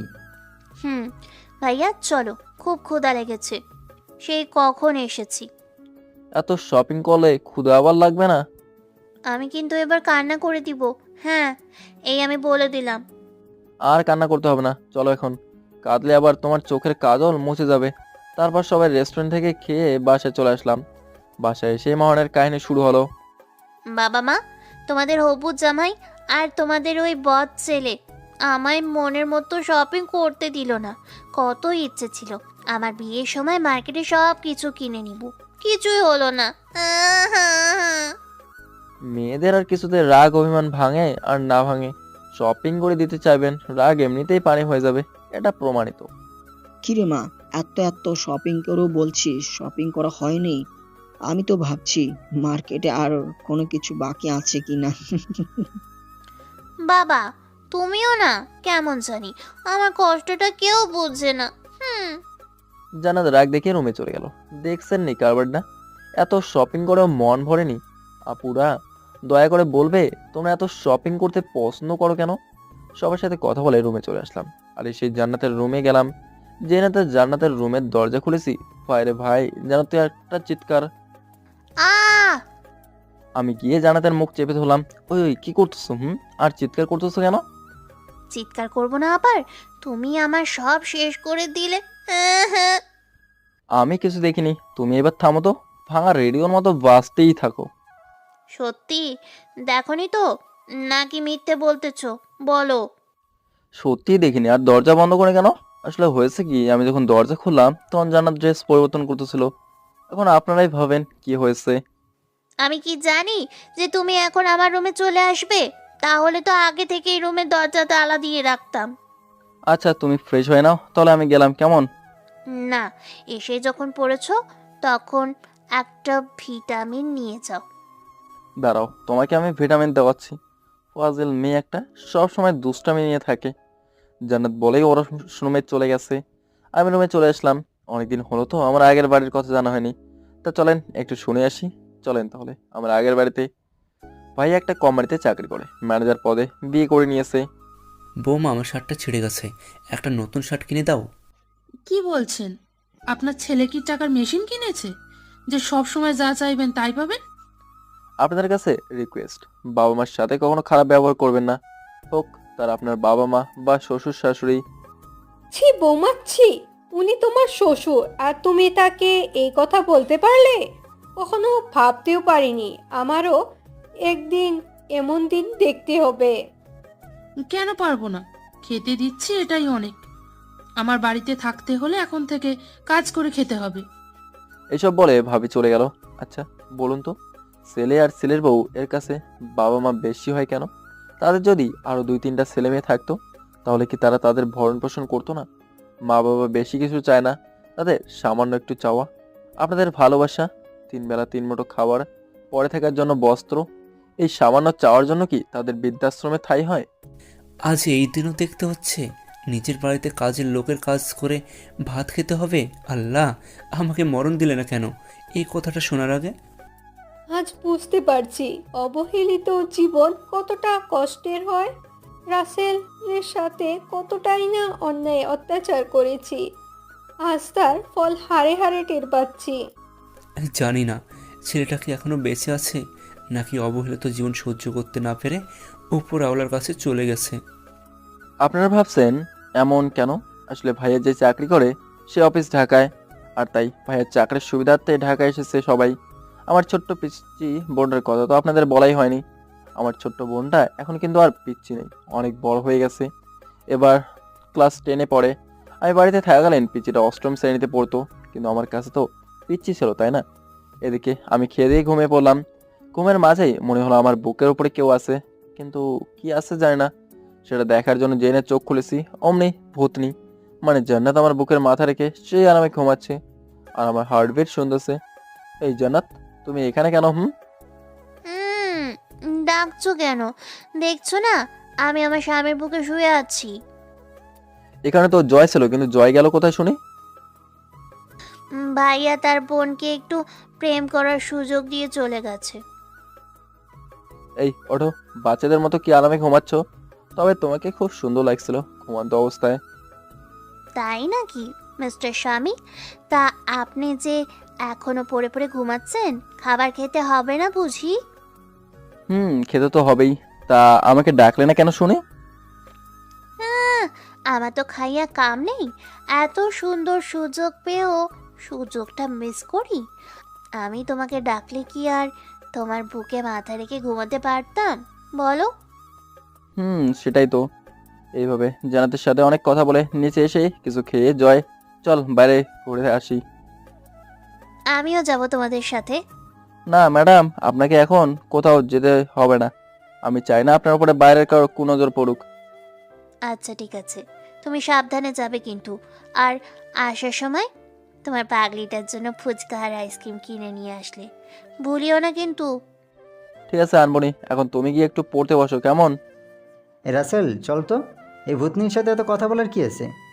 ভাইয়া ভালো হচ্ছে না কিন্তু। আমি ভূতনি, তোর বউ ভূতনি হবে দেখিস। হলেও তোর মতো তো আর ভূতনি হবে না, পেতনি একটা। আম্মু দেখেছো, ভাইয়া আমার সাথে পায়ে পা দিয়ে ঝগড়া করতেছে। এই তোরা এসব কি শুরু করেছিস? তোরা যা ঘুরে আয়। তারপর অনেক কথা বলে আমি আর জয় ঘুরতে বের হলাম। সোজা হাঁটতে হাঁটতে চলে আসলাম চাচার টং দোকানে। চাচা, কড়া করে 2 কাপ দুধ চা দিন তো। এখানে চাচা আমাকে খুব ভালো করেই চেনে। বন্ধু জানিস, এই পেতনি বোনটাকে নিয়ে আর পারি না, সারাক্ষণ শুধু জ্বালিয়ে মারে। তার জন্যই তো তোমাদের ঘাড় থেকে নামিয়ে আমার ঘাড়ে তুলে দিতেছো। বুঝি না, মনে হয় আমি কিছুই, তাই না? যা, তোকে আমার বোনকে বিয়ে করতে হবে না। আমার বোন যেমনই হোক আমার কাছে তো রাজকুমারী, তাই না? আর আমার কাছে স্বপ্নের রানী। এভাবেই 2 বন্ধু আরো কিছু কথা বলে চা শেষ করলাম। দোস্ত, তুই তাহলে এখন বাসায় যা, আমি একটু পরে আসি। তুই আবার এখন না গেলে আমার রাগী বোন তোকে লবণ মরিচ ছাড়াই কাঁচা চিবিয়ে খেয়ে ফেলবে। আচ্ছা যা, আর দেখে শুনে বাসায় আসিস, না হয় কোনো পেতনি জানি তোকে আবার টেনে নিয়ে যায়। আমি কি ভীতু যে আমাকে পেতনি টেনে নিয়ে যাবে? আমার মতো যেদিন পেতনি নিয়ে যাবে সেদিন বুঝবা কেমন ওর লাগে। আর দেরি না করে বাসায় আসার জন্য সেখান থেকে রওনা দিলাম। কিছু দূর আসতেই সামনে দেখি কয়েকটা ছেলে একটা মেয়েকে ডিস্টার্ব করছে। আপনারা তো জানেনই আজকাল দেশের কি অবস্থা, মেয়েরা রাস্তায় স্বাধীনভাবে চলতে পারে না। তাদের কি কোনো স্বাধীনতা নেই নাকি? নিজের বোন কলিজা আর অন্যের বোন মাল। দৃষ্টিভঙ্গি পাল্টান, দেশ থেকে ধর্ষণ এমনিতেই বিলীন হয়ে যাবে। আমার কেন জানি খুব মায়া হলো, মনে হচ্ছে মেয়েটা আমার সাথে জন্মের চেনা কেউ। এই কি হচ্ছে এখানে? তুই কি দেখতে পাচ্ছিস না তোর বোনকে আমরা আদর করতে যাচ্ছি? তখন মেয়েটা দৌড়ে আমার পিছনে দাঁড়িয়ে পড়লো। হয়তো আমাকে সে ভরসা করতে পেরেছে। ওরে বাবা, তাই নাকি? তাই আমার বোনকে আদর কর। আমাদের কথা কি তোর কাছে মজা মনে হচ্ছে নাকি? দেখছিস না আমরা 4 জন আছি এখানে। তোরা তো পুরুষ নামের কলঙ্ক। একটা মেয়েকে একা পেয়ে কাপুরুষের মতো 4 জন মিলে এসেছে এপটিজিং করতে। এই তোরা চেয়ে চেয়ে কি দেখছিস? শালা অনেক জ্ঞান দিচ্ছে, তাই একটু তোরা ফ্রিতে ওর শরীরটা টিপে দে। ওদের কথা শুনে আমার খুব রাগ হলো। শালাদের উত্তম মধ্যম কিছু দিলাম আর সব শালা পালিয়ে গেল। ভাইয়া, আপনাকে যে কি বলে ধন্যবাদ দেব সেই ভাষা আমার জানা নেই। আপনি না থাকলে হয়তো আমি ওদের লালসার শিকার হতাম। আরে না, তোমার পরিবর্তে যদি অন্য কেউ হতো আমি এমনটাই করতাম। আচ্ছা তোমার নাম কি আর কোথায় থাকো? আমি তোকে পৌঁছে দিয়ে আসি। না ভাইয়া, সেটার আর দরকার নেই। এমনিতেই আপনি আমার জন্য অনেক কষ্ট করেছেন। আর ভাইয়া, আমার নাম রিয়া। আগে গ্রামে থাকতাম, এখন এইখানের এই জায়গায় থাকি। রিয়ার মুখে রিয়ার নামটা শোনা মাত্রই আমার কলিজাটা কেঁপে উঠলো। রিয়ার কথাগুলো শুনে নিজের অজান্তেই চোখ থেকে 2 ফোঁটা পানি গাল বেয়ে পড়লো। বুঝতে পারলাম না কেন এমন হলো। মনে হলো ওর সাথে যেন আমার রক্তের সম্পর্ক আছে। ভাইয়া, আপনি আমার সম্পর্কে কেন জানতে চাইলেন? আর কান্নাই বা কেন করছেন? আচ্ছা, তোমার কি রাসেল নামের কোনো হতভাগা ভাই ছিল যে হামেশাই পরিবারের কাছে অত্যাচারিত হয়ে এসেছে? ছিল, কিন্তু সে আমাদের ছেড়ে চলে গেছে পরিবারের সবার অত্যাচার সহ্য করতে না পেরে। তখন আমি একটু ছোটই ছিলাম, ভাইয়ের জন্য তেমন কিছুই করতে পারিনি। তবে ভাইয়া আমাকে খুব ভালোবাসতো। কিন্তু আপনি আমার সম্পর্কে এত কিছু কেন জানতে চান? কারণ আমি আর কেউ না, তোর সেই হারিয়ে যাওয়া হতভাগা ভাই। কি? আপনি সত্যি আমার হারিয়ে যাওয়া সেই ছোট ভাই? রে পাগলি, আমি যে তোর হারিয়ে যাওয়া সেই ছোট ভাই। রিয়া আমার কথা শুনে ভাইয়া বলে দৌড়ে এসে আমাকে জোরে ধরে কান্না করে দিল। ভাই বোনের ভালোবাসা তো অনেক হলো, এবার এখানে যে সবাই বিনা পয়সায় সিনেমা দেখতেছে সেই দিকে একটু নজর দিন। আরে তুমি এখানে কেন আর কখন এলে? তোমাকে ফোন দিয়ে পাচ্ছিলাম না, আর তুমি বাসাতেও যাচ্ছ না, তাই তোমার মোবাইলের লোকেশন দেখে গাড়ি নিয়ে আসলাম। আমি আর জান্নাত কথা বলতেছি, সেটা অবাক হয়ে দেখছে, কিন্তু কিছুই বুঝতে পারছে না, তাই জিজ্ঞেস করে, ভাইয়া এই মেয়েটা কে, আর তোমার সাথে তো কথা বলছে কেন? ও শিট, তোকে তো বলাই হয়নি এটাকে। তাহলে শোন, তারপর ওদের দুইজনের পরিচয় করে দিলাম। আমরা কিছু খেয়ে রিয়াকে বাসায় দিয়ে আমি আর জান্নাত বাসায় আসলাম। আজ আমি অনেক খুশি, বাট আমার এই খুশিটা ক্ষণিকের জন্য ছিল, কারণ আমার রিয়ার বলা কথাগুলো মনে পড়ে যে আমার বাবা মা অনেক কষ্টে আছে। এদিকে রিয়া, তোর আজকে বাড়ি ফিরতে এত দেরি হলো কেন? তোর তো এত সময় লাগে না কখনো, তুই কোথায় ছিলি? রিয়া কোনো কিছু বলতে যাবে তার আগেই ভাবি বলে ওঠে, যেটা শুনে সবে অনেকটাই অবাক। কেননা থাক, আমি কমু না, আপনারা নিজেরাই শুনে আসেন কেমন। দেখেন গা কোথায় কোন ছেলের সাথে কি করে আসলো। এইসব মেয়েরা এই কাজগুলো ছাড়া আর কি বা করতে পারে? বৌমা, ঠিক করে কথা বলো। এইসব কি বলছো? হ্যাঁ, তুমিও তো আমার কাছে যেমন আদরের, আমার মেয়ে আমার কাছেও তেমন আদরের, তাই আমার মেয়ের নামে বাজে কথা বলবে না। আমার মেয়ে ওই রকম হতেই পারে না। বলবো, 100 বার বলবো। এই বাসাতে থাকতে হলে এইসব ফষ্টি নষ্টি করা চলবে না। কাজ করে খেতে হবে এখানে থাকতে হলে। আর আপনার এত বড় সাহস, আমার খেয়ে আমার পরে আমার সাথেই রাগ দেখিয়ে কথা বলছেন। আজকে আপনার ছেলে আসুক, দেখেন কি করি। আর আজকে আপনাদের খাওয়া বন্ধ সবার। রিয়া সেইখানে কিছুই বলতে পারলো না, শুধু কথাগুলো শুনেই গেল, কেননা আমি কাউকেই কোনো কিছু বলতে মানা করে দিছি। সেইখানে রিয়া না দাঁড়িয়ে থেকে দৌড়ে রুমে এসে আমাকে সব খুলে বলল আর কান্না করলো। ভাইয়ের প্রতি বোনদের ভালোবাসা একটু বেশিই থাকে। আপনারা ভাবতেছেন রিয়া আমায় কেমনে বললো? আসলে তখন আমার নাম্বারটা ওকে দিয়ে এসেছিলাম। আমিও সিদ্ধান্ত নিলাম কিছু খাবার নিয়ে দিয়ে আসি। রিয়া তো বললো ওদের নাকি আজকে না খাইয়ে রাখবে, তাই যেই ভাবা সেই কাজ। সব কিছু জান্নাতকে খুলে বললাম, আর জান্নাত সব কিছু ম্যানেজ করে দিল। আর এদিকে কিছুক্ষণ পরেই ভাইয়া বাড়িতে এসে হাজির। কি হচ্ছে কি এসব? এটা কি কোনো নাটকের শুটিং করার জায়গা? ভাইয়ার কথা শুনে ভাবি দৌড়ে এসে ভাইয়ার কান পড়ে দিতে শুরু করলো। মানে মন্ত্র, কি মন্ত্র সেই আপনাদের ভালো করেই জানা, তাই আর বললাম না। এই দেখো না, তোমার মা বাবা বোন আমায় মেরে কি করেছে। আমি শুধু বলেছিলাম একটু কাজ করতে। আমি কি একা সব কাজ করতে পারি বলো? তাই একটু সাহায্য করতে বলেছিলাম। 3 জনে মিলে আমার কি অবস্থা করেছে দেখো। ভাবি কান্না করে বলল, আর শরীরের কিছু অংশ দেখালো যেখানে মশা মেরে দেখা হয়েছিল। দেখছেন নি কি কথাটা বললো? এসব মেয়েরা পারেও বটে এসব ভালোভাবে করতে। এই যে ভাইয়েরা, আপনার বউয়ের কথা শুনবেন না কেন? অবশ্যই শুনবেন, তবে কথাটা একটু যাচাই করে দেখবেন যা বলছে তা কতটুকু সত্য। যাচাই না করে মিথ্যার জালে ফেসে মা বাবাকে কষ্ট দিয়েন না। আর এই যে মেয়েরা, আপনার শ্বশুর শাশুড়িকে বোঝা মনে করেন কেন? একটু ভেবেছিলেন কি বিয়ের পরে এই অবহেলিত শ্বশুর শাশুড়ি আপনাকে আপনার মা বাবার মতো করে ভালোবেসে বাবা মায়ের অভাবটুকু পূরণ করার চেষ্টা করে? তাই প্রতিটি মেয়ের কাছে আমার রিকোয়েস্ট থাকবে, আপনারা শ্বশুর শাশুড়িকে নিজের সন্তানের মতো ভালোবাসবেন। আমার কথাগুলো তো কেউ দুঃখ পায়েন না। ভাবির বলা কাহিনী শুনে তো ভাইয়া মোমের মতো গলে গলে, আর ভাইয়া রেগে গিয়ে যা করলো তা দেখে তো আমার পাঠক পাঠিকাদের চোখ কপালে ওঠার মতো অবস্থা। কেননা ভাইয়া ভাবির গালে গুনে গুনে ঠাস ঠাস করে থাপ্পড় মারে আর বলতে থাকে, তুই কি পেয়েছিস? সব সময় এটা না সেটা বলবি আর আমি শুনবো? তুমি আমাকে এইসব ফালতু লোকেদের জন্য এভাবে মারতে পারলে? আমি থাকবো না এই বাড়িতে। আমি আজই বাবার বাড়ি চলে যাব। তোকে মারবো না তো কি করব? আদর করবো, তাই না? তোকে মার ছাড় তুই তাদের বাড়ি ছাড়া না করে এই বাড়িতে থাকতে দিয়ে আমাকে বলছিস কেন? তোর যা মন চাই তাই কর। ভাইয়ের বলা কথাগুলো শুনে যেন সবাই থমকে গেল, কেউ কিছুই ভাবতে পারছে না কি হয়ে গেল একটু আগে, কি বললো এইসব ভাইয়া। এদিকে ভাবি তো সেই লেভেলের খুশি, মনে হয় কিরণমালার ড্রেস কিনে যতটা খুশি না হয়েছিল তা থেকে বেশি খুশি হলো ভাইয়ের বলা কথাটা শুনে। কি ব্যাপার, বলেছিলাম না এই বাড়িতে থাকতে হলে কাজ করে খেতে হবে? আমার কথা তো শুনিসনি তোরা, এখন দেখ কেমন লাগে। এই বলে রিয়ার গালে ঠাস ঠাস করে দুটো চর বসিয়ে দিল। ভাবি ছাড়ো, লাগছে, আর মেরো না প্লিজ। আমরা এখন থেকে তোমার সব কথাই শুনবো আর সব কাজ করব। বৌমা, ওকে আর মেরো না, আর অনেক কষ্ট হচ্ছে। মারতে হয় আমাদের মারো, তা আমার মেয়েকে ছেড়ে দাও।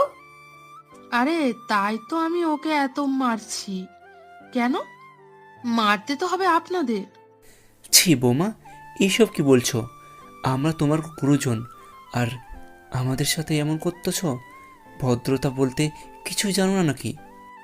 বাবা রে বাবা, আপনাদের আবার মান সম্মান করতে হবে। উপরের কথাটা বলে বাবাকে ধাক্কা দিয়ে যেই ফেলে দিতে যাবে, তখনই আমি দরজায় এসে হাজির। আমাকে দেখতে পাই ভাইয়া খুব ভয় পায়, যেন তার অনেক কিছু হতে চলেছে। কিন্তু মা বাবা আমাকে চিনতে না পারলেও মুখের দিকে এক ধ্যানে চেয়ে আছে। জন্মদাতা মাতা পিতার চোখ এমনই হয়, হাজার ভিড়ের মাঝে সন্তানকে খুঁজে নিতে পারে। তাই আপনাদের বলছি, মা বাবার মনে আঘাত পায় এমন কাজ কখনো করবেন না। কিন্তু সবার মাঝে একজোড়া চোখ আমাকে দেখতে পেয়ে খুবই খুশি, আর সেটা হলো আমার আদরের ছোট বোন রিয়া। ভাইয়া ভয়ে আমতা আমতা করে বলল, স্যার স্যার আপনি হঠাৎ করে আমার বাসায় কি মনে করে?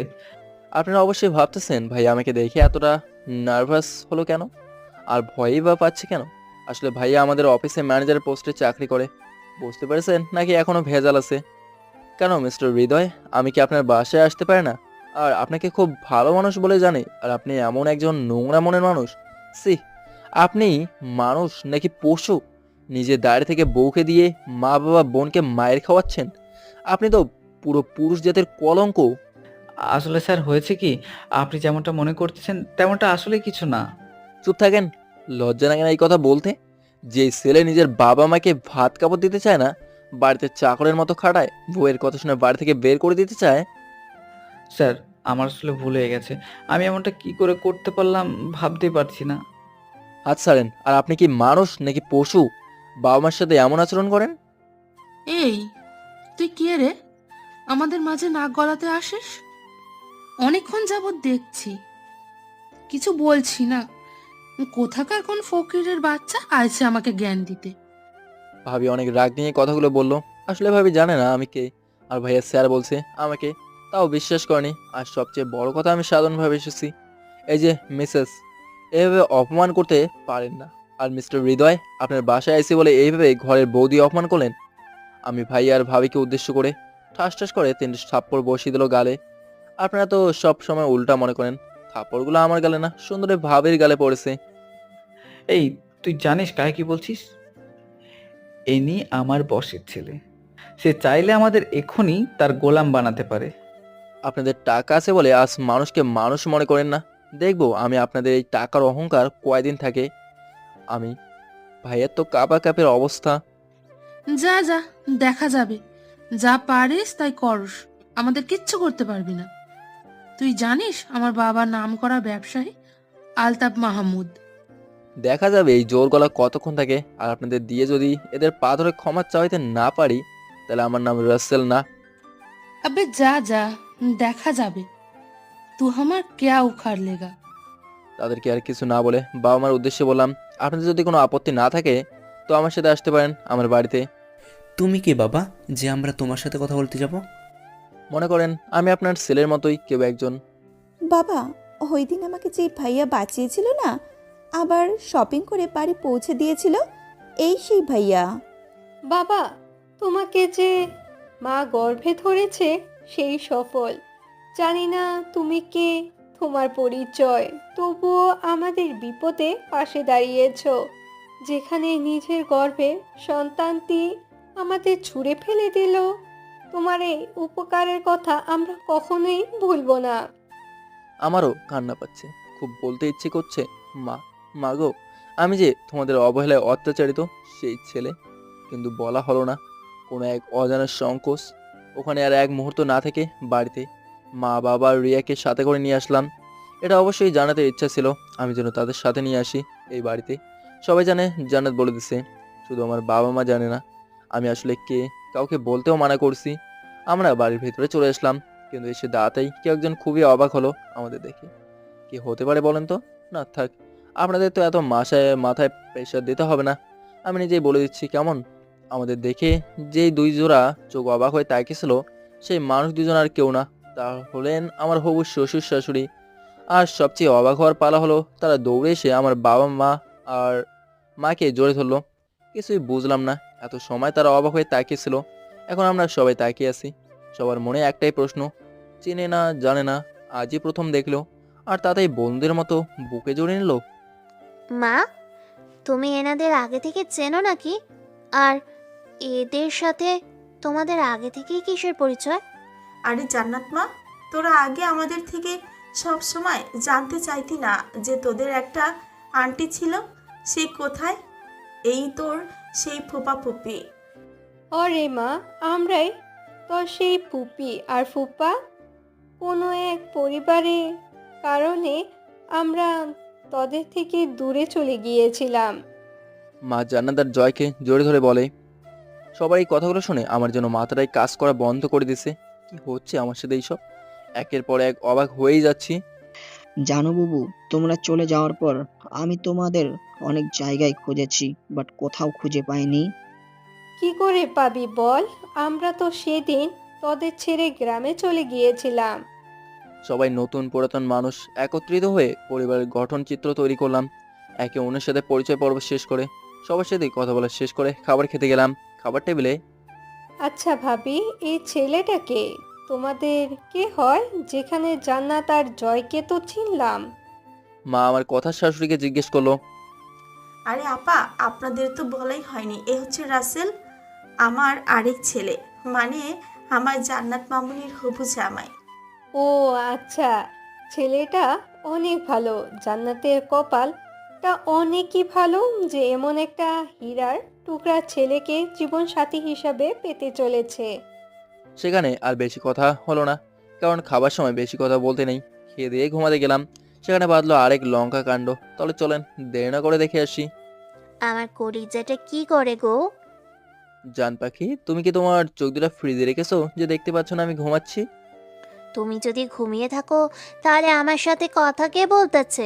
হ্যাঁ, আর তুমি আমাকে একা রেখে ঘুমোতে চাও কোন সাহসে? এই তুমি এসব কি বলছো? তোমাকে নিয়ে ঘুমাবো কেন? জান্নাত কাছে আসতে আসতে বলল। বোঝে না, বোকা ছেলে।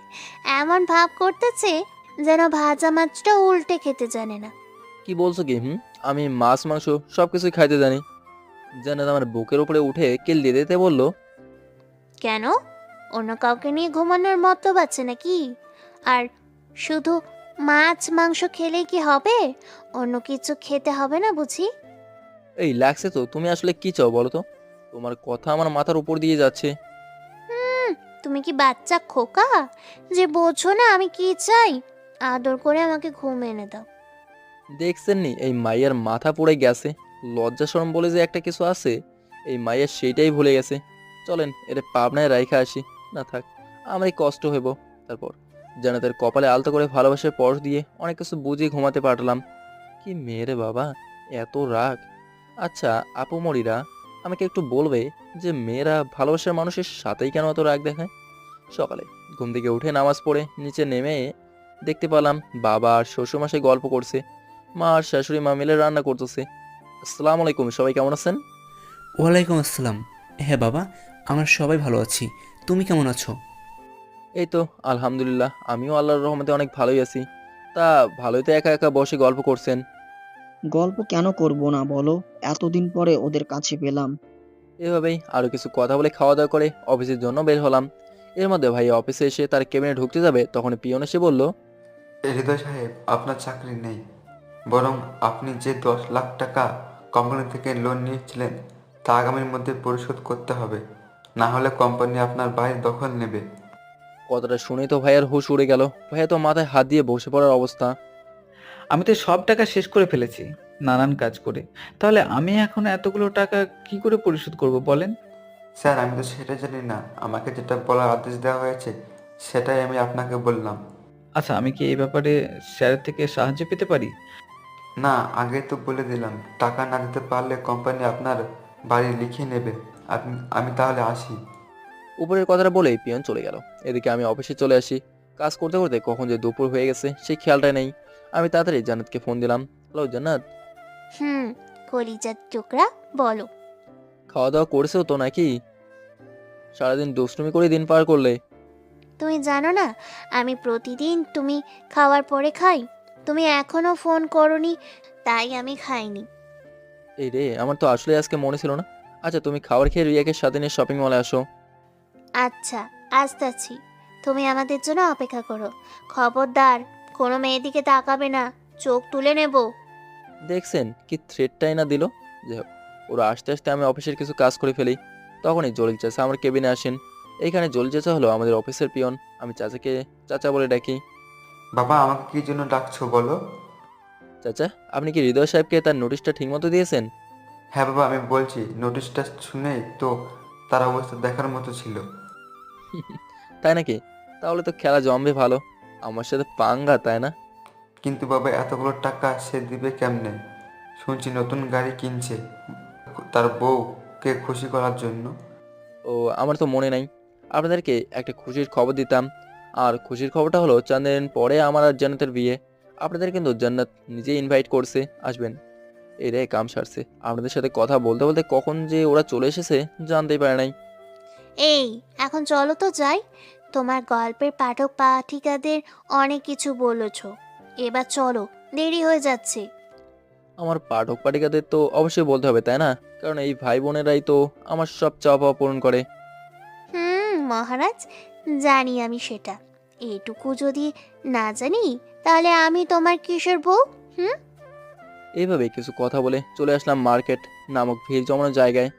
আল্লাহ জানে এদের শপিং করতে না জানি কত সময় লাগে। ওরা একটা একটা করে দেখতেছে, আর যেটা পছন্দ হচ্ছে সেটা সবার জন্য কিনে নিতেছে। এরকম করে করে অবশেষে অনেক কষ্টের প্রহর পেরিয়ে সব কিছু কেনা শেষ হলো মহারানীদের। বাইরে ভাই, এদের সাথে মার্কেট করতে এসে জীবনটার 13টা বেজে গেছে। এরকম মার্কেট করতে গিয়ে আপনাদের কার কেমন কষ্ট পেতে হয়েছিল জানাতে ভুলবেন না কিন্তু। এরপর ওদেরকে নিয়ে রেস্টুরেন্টে গিয়ে সবার পছন্দের খাবার খেয়ে বাসায় চলে আসলাম।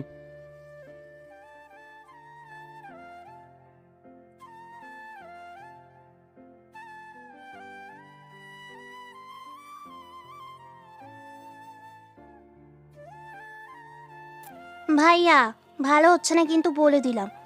আমরা মেয়েরা তোমাদের থেকে কি বা আর চাই বলো? আমরা তো শুধু একটু সাজগোজ করতেই বেশি পছন্দ করি, তাই একটু শপিং করতে হয়। হয়েছে মা, আর চোখের জলে নাক ভিজিয়ে ফেলতে হবে না। এরপর যেন সবাইকে সবারটা বুঝিয়ে দিল। কিন্তু একটা জিনিস কেউ ভেবে পাচ্ছে না, কারণটা হলো সবাই সবারটা নেওয়ার পরেও 3টা জিনিস থেকেই গেল। সেটাই প্রশ্ন সবার মনে, এইগুলো কাদের জন্য? সবার মনে জানতে চাওয়া কথাটা বলে দিলাম যে এইগুলো সব ভাইয়া ভাবি আর আমার ছোট্ট পরি, মানে ভাইয়ের মেয়ে রাইসার জন্য। আপনাদের হয়তো রাইসা মামুনের কথাটা বলতেই ভুলে গেছি, কিছু মনে করবেন না। আচ্ছা, তুমি তো ওদের দেখতেই পারো না, তাহলে ওদের জন্য এত কিছু আনলে মানে? আমি আপনার ছেলের মতো হলে তারাও তো আপনার ভাই, ভাবি আর কিউট ভাতিজির মতো, তাই না? তাহলে আমি কি তাদের জন্য কিছু করতে পারি না? তোকে দেখে আমার ছেলে রাসেলের কথা মনে হচ্ছে। রাসেল হয়তো এখন তোর মতোই হয়েছে। আমি কিছু বলতে যাব তার আগে রিয়া কিছু একটা বলে দিয়ে জিহ্বায় কামড় দেয়। আব্বু, ও ভাইয়ার মতো না, বরং ওই হলো আমার ছোট ভাই রাসেল। কি বলছিস তুই? ও রাসেল? আর আমি ওকে চিনতেই পারিনি। এই রে, বলে ফেললাম। ভাইয়া সরি, মুখ ফসকে বেরিয়ে গেছে। বাবা রাসেল, তুই আমাদের ক্ষমা করে দে। তোর সাথে যা করেছি তা হয়তো কোনো ক্ষমা নেই, আর সেই শাস্তি এখন হাড়ে হাড়ে টের পাচ্ছি। হ্যাঁ বাবা, আমাদের ক্ষমা করে দে। তোর সাথে আমি অনেক অন্যায় করেছি। তুই ক্ষমা না করলে আল্লাহ যে আমার মতন তার এই পাপী বান্দিকে ক্ষমা করবে না। তোমরা এইভাবে কেন বলতেছো বলো? তোমাদের উপরে আমার কোনো রাগ অভিমান কিছুই নেই। তোমরা আমার সাথে যেটা করছো সেটা ভুল ছিল, বুঝেই অনুশোচনা করছো, এটাই অনেক। আমরা আসলেই ভুল করেছি, তোকে কতটা না কষ্ট দিয়ে। তোকে ছেলে না ভেবে যাকে ছেলে থেকেও বেশি ভালোবেসেছি সে আজকে আমাদের দুলে ফেলে দিচ্ছে। আর তোকে অবহেলা অত্যাচার করার সত্ত্বেও তুই আমাদের না ভুলে বিপদে পাশে এসে দাঁড়িয়েছিস। আমাদের ক্ষমা করে দিস বাবা। আমরা যে ভুল করেছি সেটার জন্য হয় নিজেকে কোনোদিন মাফ করতে পারবো না। বাবা এভাবে বলো না তো, আমি এসব কিছুই মনে রাখি। এখন সবাই হাসো কেমন? পাগল ছেলে একটা। আমি বাবা মাকে বুকে জড়িয়ে নিলেই মা উপরের কথাটা বলে সবাই অনেক খুশি যে আমি আমার পরিবারের সাথে মিল হয়েছি। রাসেল, তুই এত কিছুর পরেও সবার কথা কত ভাবছিস, আর আমরা কত অত্যাচারী না করেছি তোর ওপর। ঠিক মতো খাইতে পর্যন্ত দিইনি। বাবারে, আমাদের তুই ক্ষমা করে দিস। যার সাথে সুখে সংসার করার কথা ভেবেছি আর সেই দূরে ঠেলে দিচ্ছে, আর যাকে নিয়ে কখনো চিন্তাও করিনি সে আপন করে নিয়েছে। না, তোমরা এমন করে বলো না, আমার অনেক কষ্ট হয়। সব আমার কপালের লিখন, এতে তোমাদের কি দোষ বলো? বাবা রাসেল, তুই কি ওদের ক্ষমা করে দিতে পারিস না? শুনেছি ওদের নাকি সব কিছু নিলামে উঠে যাবে কালকে। হৃদয় আর বৌমা এসেছিল, আমার আর তোর মায়ের পা ধরে কান্না করে ক্ষমা চাইছে, কিন্তু আমরা কিছু বলি নাই। বলছি তুই ক্ষমা করলেই তারা ক্ষমা পেতে পারে। বাবা, তুমি এটা কি করছো? আমি কি করে ওদের সাথে রাগ করে থাকবো বলো? তুমি সব ঠিক করে নিলেই হতো। আপনারা হয়তো ভাবছেন এদের এত সহজে কি করে ক্ষমা করলাম। চলুন একটু ঘুরে আসি স্বপ্নপুরী, সরি ফ্ল্যাশব্যাক থেকে। আমাদের তার কিছুই থাকবে না। তোমার বাবাকে বলো, সে যদি কিছু হৃদয় টাকা দিয়ে ভাইয়া সাহায্য করতো বলতেছে তাহলে এই তারা বাড়িটা আসলে ওদের অনেক দিতে বড় হতো ভুল না। করেছে। এখন বাবাকে তারা বলেছিলাম, পথের ভিখারি কিন্তু হয়ে বাবা গেছে। কি বলেছে এসব জানো? কিছু নাকি সব আমার টাকা অভিশাপেই হয়েছে। এতিমখানায় দিয়ে দেবে, আমার সাথে তাও কতই না আমাদের অন্যায় দিবে না। করেছে কোনো এর অপরাধ কারণ ছাড়াই। আমি তোমার এগুলোই পরিবারের ভাবতেছে আর কাউকে বলতেছে। আপন করতে পারিনি।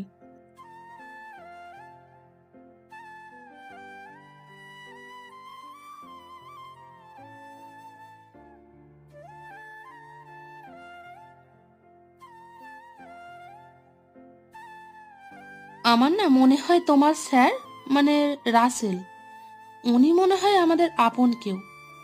না হলে বাবা মা আর রিয়াকে এত সহজে সাথে নিয়ে গেল কেন? আপন মানে কি? ও আমার ছোট ভাই রাসেল, আমি রিয়ার থেকে শুনেছি। তাহলে তো ভালোই হলো। আচ্ছা চলো না, আমরা রাসেল আর বাবা মার থেকে ক্ষমা চেয়ে নিই। ওরা ছাড়া আমাদের কেউ বাঁচাতে পারবে না। কিন্তু আমরা যা করেছি ওদের সাথে, তারপরে ওরা কি আমাদের ক্ষমা করে দেবে? আমাদের ক্ষমা না করলেও রায়সান মুখের দিকে চেয়ে ক্ষমা না করে থাকতেই পারবে না। তুমি দেখো, আর রায়সা হলো সবার চোখের মণি। ফ্ল্যাশব্যাক শেষ। এখন আপনারাই বলেন এদের ক্ষমা না করে কি করে থাকি? আপনারাই তো ভাই ভাবি, আমি এদের পাশে না থাকলে যে এরা অসহায়। তুই আসলে কী দিয়ে তৈরি সেটা ভাবতেই আর ভাবতেই আমার জীবন ফুরিয়ে যাবে, তাও বুঝবো না। তুমি অযথা এইসব ভেবে নিজের ক্ষতি করে না। এখন চলো সবাই মিলে ওদের ওখানে নিয়ে আসি। আমি তো আমার রাইসা মামনিকে ছাড়া থাকতেই পাবো না। তারপর সবাই চলে গেলাম। এদিকে রাসেল কি সবকিছুর জন্য আমাদের ক্ষমা করবে বলো? আমরা যে পাপী, ওর জীবনটা নষ্ট করে দিয়েছি। সব ঠিক হয়ে যাবে, তুমি দেখে নিও। রাসেল এমন মনের মানুষই না। ওদের কথা বলার মাঝে আমি বলে উঠলাম, আর দেখতে হবে না, আমরা এসে গেছি তোমাদের সাথে নিয়ে যেতে। তোমরা কোনো ভুল করনি। আমাদের দেখে তো ওরা পুরোই অবাক। ভাই আমার, তুই এসেছিস, তোর সাথে অনেক অন্যায় করেছি, দয়া করে আমাকে ক্ষমা করে দে। দূর ভাইয়া, কি যে বড় না, তুমি তোমার ভুল বুঝতে পেরেছো, এটাই আমার কাছে অনেক। আর আমিও আমার বড় ভাইয়ের থেকে পাওয়া হারিয়ে যাওয়া অধিকারটা ফিরে পেলাম। তোকে যে কি বলবো সেই ভাষা আমি খুঁজে পাচ্ছি না। আগে যদি জানতাম তাহলে এমনটা কখনোই করতাম না। আমি ভাই উপরের কথাগুলো বলে আমাকে বউকে জড়িয়ে নিল। আমিও জড়িয়ে ধরলাম। দুজনের ওই চোখ থেকে নোনা জল গড়িয়ে পড়তেছে। এটা দুঃখের পায় না, বরং এটা আনন্দের অশ্রু। ভাই, আমাকে ক্ষমা করে দে। আমি তোর সাথে অনেক খারাপ ব্যবহার করেছি, যেটা ক্ষমা পাওয়ার যোগ্যতাও আমার নেই। ভাবি, কি যে বলো না, আমি তো তোমার ভাইয়ের মতোই। তাহলে ভাইয়ের কাছে বোনের কোনো ভুল হয় কেন বলো? তোর মতো মানুষই হয় না, আর সেই তোর মতো মানুষকে আমি অপমান করেছি। আয় ভাই, বুকে আয়। ভাবি আমাকে ভাই বলে বুকে জড়িয়ে নিল। পরে বাবা মায়ের পায়ে ধরে ক্ষমা চিনল। বাবা মায়ের মন কতটা বড় সেটা পরিমাপ হয়তো কোনো কিছু দিয়েই করা সম্ভব না। এদিকে রাইসা জানাদের কোলে। তাই আমি বললাম, রাইসা মামনি, তুমি তোমার মায়ের কাছে থাকবে, আমার কাছে আসবে না বুঝি? না, যাবো না। তুমি ভালো না, তুমি বোঝা। দেখেছো আমার মাম্মা কত ভালো, আমার জন্য এতগুলো চকলেট নিয়ে এসেছে, আর তুমি চকলেট নিয়ে আসোই না। ওরে আমার পিচ্চি রে, আয় আমার কোলে আয়, তোকে এত এত চকলেট কিনে দেবো। সবাই রাইসের কথা শুনে হাসতে হাসতে শেষ। তারপর সবাই বাসায় আসলাম, সাথে ভাইয়াকে সবকিছু ফিরে দিলাম, সাথে আমিও সব ফিরে পেলাম। হাসি কান্নার মধ্যে দিয়ে চলে গেল 4 দিন, আর হইচই আনন্দ উল্লাস বেড়েই গেল। রাসেল রাসেল কালকে তো বিয়ে, আর মেয়েদের নাকি এখনও কিছু কেনাকাটা বাকি। তাই বলে কি তুই সবাইকে নিয়ে কালকে শপিং করে আন। বাবা, আমি মাপ চাই, এটা করতে বলো না আমাকে। আমাকে তুমি মাঠে গরু চড়াতে নিয়ে যাইতে বলো, তাও যাব, কিন্তু এই সুন্দরী ললনাগুলোকে নিয়ে শপিংয়ে যেতে পারবো না। কেননা এরা কিনবে একটা আর দেখবে 100টা। আমার কথা শুনে সবাই তো হাসতেছে। এদিকে জান্নাত রিয়া আর ভাবির রাগের লুচির মতো ফুলতেছে। ভাই, আমরা শপিং করতে চাইলে যত সব বাহানা তোর, তাই না? তোমরা যে একটা টি শার্ট কিনতে 1 বছর লাগাও, কই তখন তো কিছু হয় না। ভাবি, এবার ঠিক আছে। নিজেরা ফেসিয়াল করলে সেটা হয় রূপচর্চা, আর আমরা মুখে মেকআপ আঁকলেই বলে রুটি বানাতে না পেরে মুখে মেখেছে। এসব নিয়ে আরও অনেক কথা হলো। শেষমেশ আমি হেরে গেলাম। বাবা শ্বশুরের জন্য শপিংয়ে গেলাম সবাইকে নিয়ে। সবাই এটা ওটা দেখতেছে। আমি আর জয় এসে একটা কফি শপে বসে মনের আনন্দে কফি খাচ্ছি আর গল্প করতেছি। তুই রাজি না হলে আমি এদের সাথে আসতামই না। শুধু তোর জন্য আমাকে বলি হতে হলো। আমার এত কাজ ছিল, কিছুই হলো না। কি ব্যাপার ভাইয়া, তুমি কি কথাগুলো আমাকে বলছো নাকি ওই মেয়ের দিকে তাকিয়ে স্বপ্ন দেখতেছো? আসলে আমি দেখি জয় একটা মেয়ের দিকে তাকিয়ে ইশারায় কথা বলতেছে, তাই আমাকে যখন কথাগুলো বললো আমিও সুযোগ পেয়ে বলে দিলাম। না, আসলে হয়েছে কি, দূর কি সব বলতেছিস? এই যে আপু, এখানে একটু আসেন তো। ভাইয়া, আপনি কি আমাকে বলছেন? জি ম্যাডাম, আপনি বাদে এখানে আর কেই বা আছে বলেন?